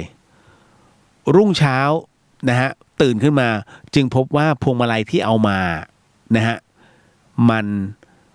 แห้งเลยฮะนะฮะทุกคนก็เลยต้องไปทำบุญนะฮะเรื่องราวของเฟรมนะฮะหมดนะตรงนี้เอาละเฮ้ยขอบพระคุณมากทุกท่านพอสมควรนะฮะวันนี้เอาการหลายๆเรื่องฮะผมลืมบอกเรื่องอโหสิกรรมคือจริงพิธีอโหสิกรรมเนี่ยที่เราทำเนี่ยเพราะต้องอาศัยกำลังวันแต่วันวิสาขะปีนี้ผมมั่นใจว่าไม่น่าจะได้ทำนะหมายถึงว่าเป็นการประกาศในช่วงเคอร์ฟิวด้วยแล้วก็ห้ามชุมนุมด้วยเพราะฉะนั้นแน่นอนที่สุดเราต้องให้ความร่วมมือนะตรงนี้ผมยังไม่รู้ว่าพอดีหลวงพี่ภัสกรอยู่ที่ธรรมสถานด้วยไงฮะผมไม่มั่นใจท่านอาจจะทำเป็นแบบออนไลน์ก็ร่วมกันแล้วอยู่ที่บ้านนะทำไมจึงต้องทำพิธีอโหสิกรรมเพราะเป็นการปลดปล่อยเจ้ากรรมนายเวรคำสัญญาคำสาบานในช่วงหนึ่งปีทำแค่3วันนะฮะคุณผู้ฟังเพราะฉะนั้นในเรื่องของคำสัญญาคำสาบานที่เคยสัญญากับใครไว้สาบานกับใครไว้สาบานกับสิ่งศักดิ์สิทธิ์หรือว่าบนบานสันกล่าวไว้แล้วคุณลืมเฮ้ยเคยสัญญาเคยสาบานกับบนอะไรไว้วะจำไม่ได้ไปถอนเลยฮะต้องถอนวันนั้นเดี๋ยวผมจะแจ้งอีกทีนึงนะฮะว่าให้เข้าไปในเพจอะไรเว็บอะไรนะเอาไว้วันวิสาขบูชาเลยนะจะแจ้งเพราะว่าถ้าจะทำพิธีต้องอาศัยกำลังของวันนะช่วงเย็นช่วงค่ำๆนะหลวงพี่คงจะนำอโหสิกรรมนะตรงนั้นนะฮะคืออย่างน้อยมันก็ได้ปลดเนี่ยสมมุติว่าคนเคยทำแท้งนะฮะแล้วมันถูกกัดกินด้วยกำลังบุญนะที่คุณเคยทำไว้มันก็ซัดหมดเลยนะฮะเพราะฉะนั้นในเมื่อคุณขออโหสิกรรมปุ๊บณวันนั้นเนี่ยมันมีกำลังวันนะฮะเกิดขึ้นด้วยนะขอพลังพระพุทธเจ้าด้วยความดีนะตรงนี้ฮะมันอาจจะให้เขาคลายล็อกอย่างน้อยเคยเกาะไว้10 นิ้วคลายแล้ว2 นิ้ว ยังเหลืออีก8ขยันทำไปเดี๋ยวก็ปลดเองท้ายที่สุดแล้วมันก็จะหลุดฮะเด็กคนนั้นก็จะขอเป็นอโหสิให้เขาก็จะไปเกิดนะเป็นตัวของเขาเลยจบข่าวนั่นนะฮะนั่นคือความเป็นมาเป็นไปของอโหสิกรรมว่าทำไมจึงควรจะมีแล้ว1 ปีมีไม่กี่วันเองฮะธรรมฐานทำแค่3 วันไม่ทำเพื่อนะครับเอาละเรียบร้อยแล้วแจ้งเอาไว้แค่นี้สาธุฮะสิ่งหนึ่ง